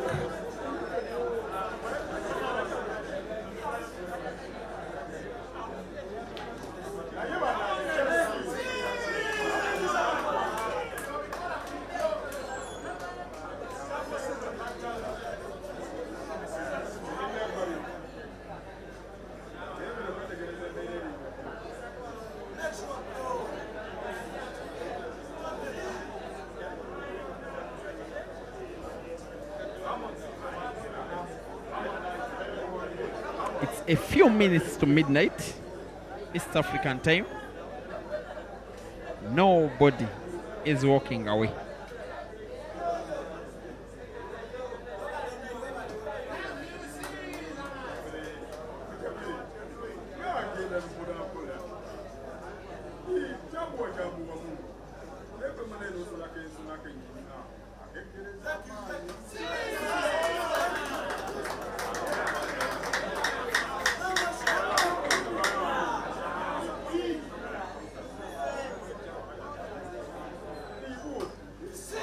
He's getting himself closer to the magic number. Ever so deadly, ever so lethal. This time taking advantages of the ever so increasing number of dry breaks that his opponent is giving away in this match.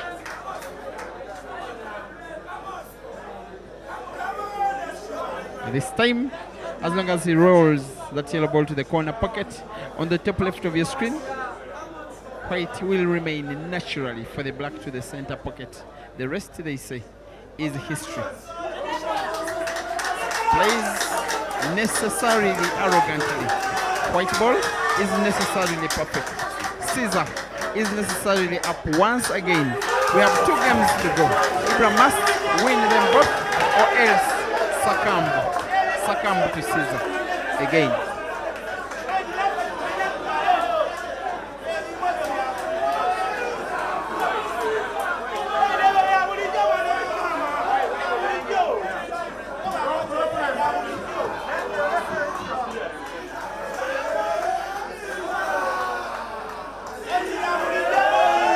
If IBRAH wins this next game, we have a decider. If Caesar wins this next game, that will be it. The break that has tormented IBRAH, not just today, not just on Thursday, but also on Wednesday, when these races started, the trilogy, the shot has been the break.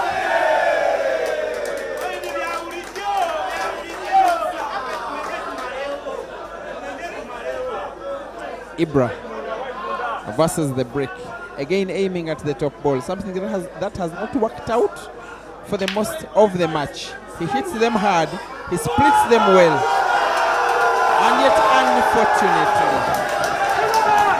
again, a dry break. A dry break that has the potential of costing him this frame, but the same dry break that has the potential of costing him this match in its entirety.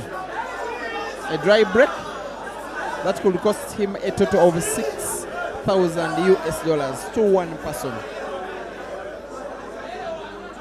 A dry break which is now without a shadow of a doubt the weakest aspect of IBRAH's play.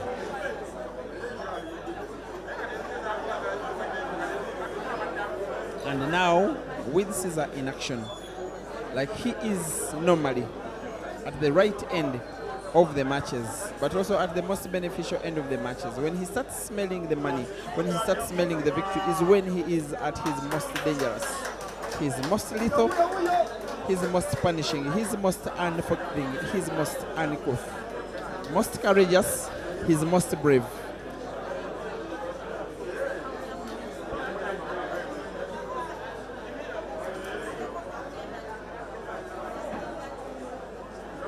He has the issue of two reds near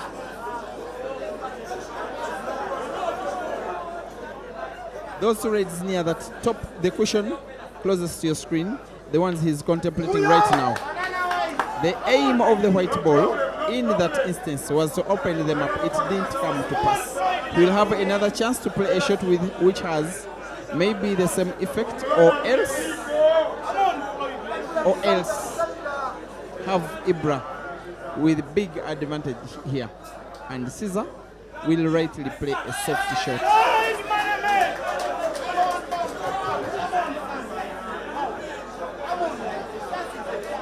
IBRAH is permitted the sight of only 2 of his yellows. That is the chance that Caesar got to open up his game, which wasn't fully utilized.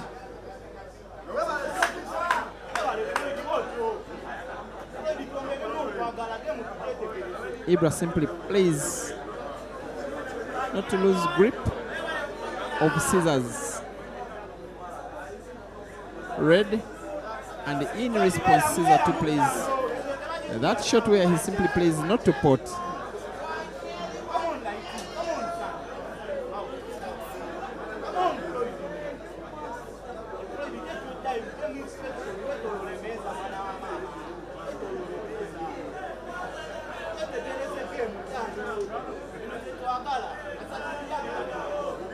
It is a very strange match in which, as we play the 40th game, the white ball has not been potted at all during play, apart from twice during the break only, illustrating a high level of play with each player knowing exactly where the white ball is moving as they play.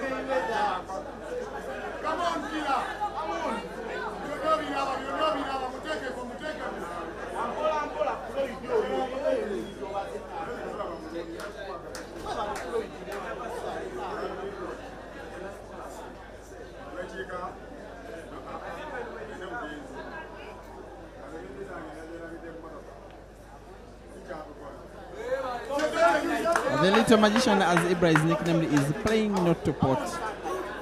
The game has been turned by him into now a technical game, which is the side of his game that you think he clearly has the beating of Caesar. In fact, in this match, Caesar has mostly been winning the games in which he has given IBRAH almost no chance to play.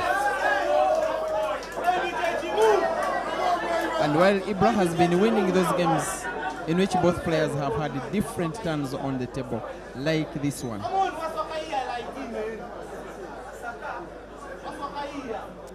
IBRAH will want to play his yellow behind Caesar's red, simply to deny him a chance to pot, or at least not to pot cheaply. Caesar reacts, responds, and yes, he removes his ball a few centimeters away from IBRAH's yellow.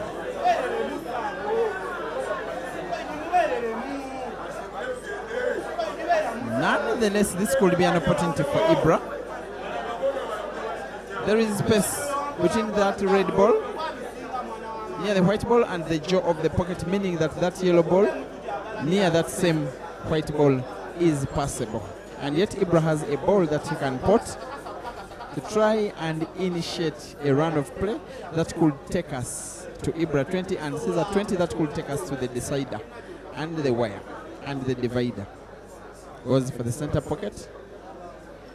White ball naturally moving leftwards.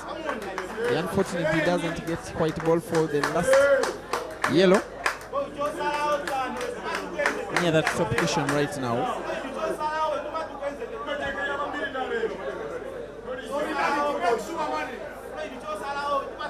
Lots of support, verbal support at the venue for IBRAH from Hazard.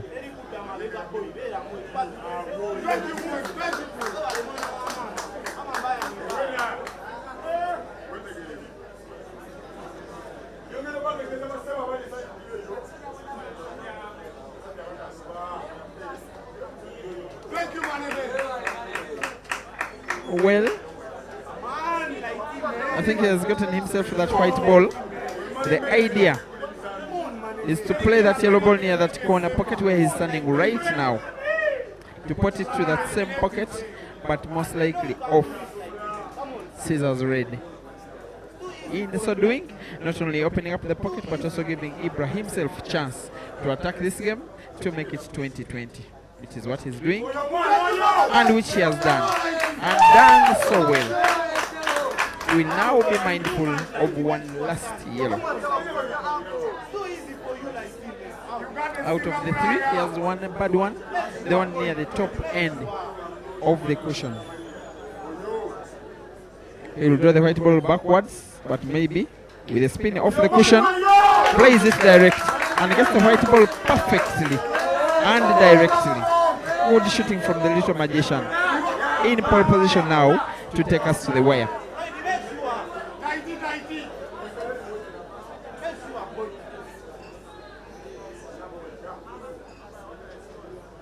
Very critical shot, this one. The fans are silent. They await to see where it all goes. And IBRAH pots.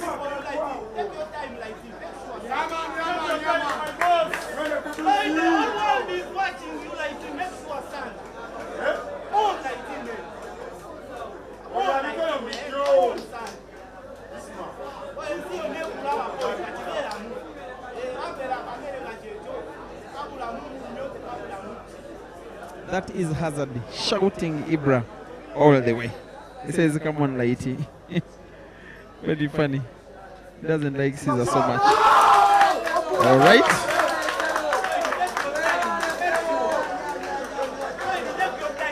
IBRAH will be up against the black this time. If he sinks it in, then we have a decider. And this will officially be the best money match, in my opinion, if IBRAH puts this black that we have gotten this year.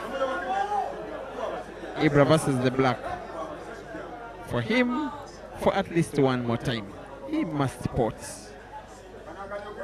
Black is in. IBRAH 20. Caesar 20. Ladies and gentlemen, one game for $2,000. One game.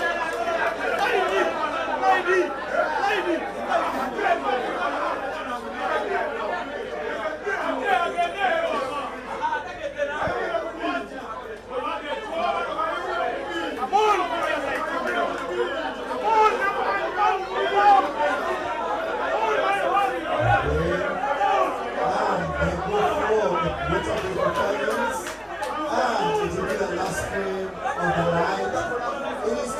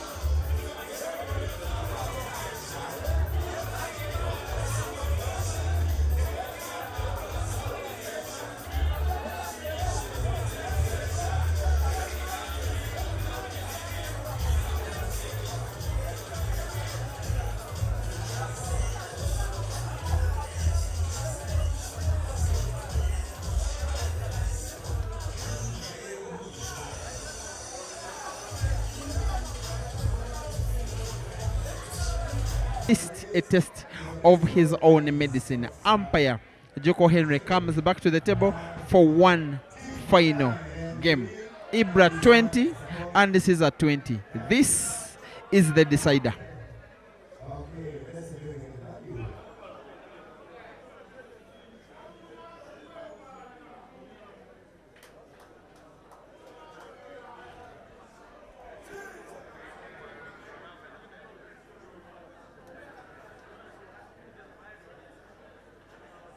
It is CEASER who won the leg.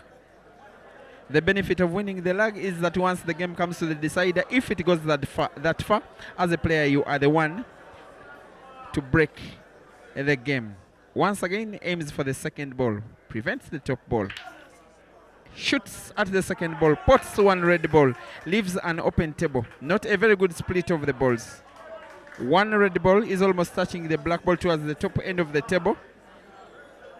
The rest of the balls are pretty much okay. This is the break again. Center pocket swallowed one red ball. It would have been looked at by CEASER's fans as a foregone conclusion had the black ball not been so close to the red ball, to that top cushion. Open table. CEASER 20, IBRAH 20. Decider, one game for $2,000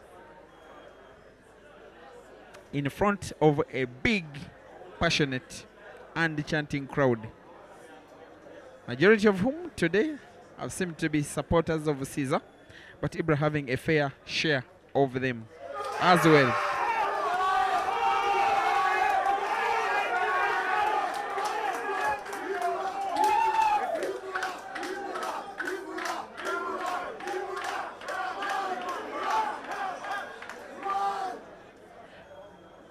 In pool circles, it's normally called an abortion when a ball jumps out of the cushion, out of the pocket.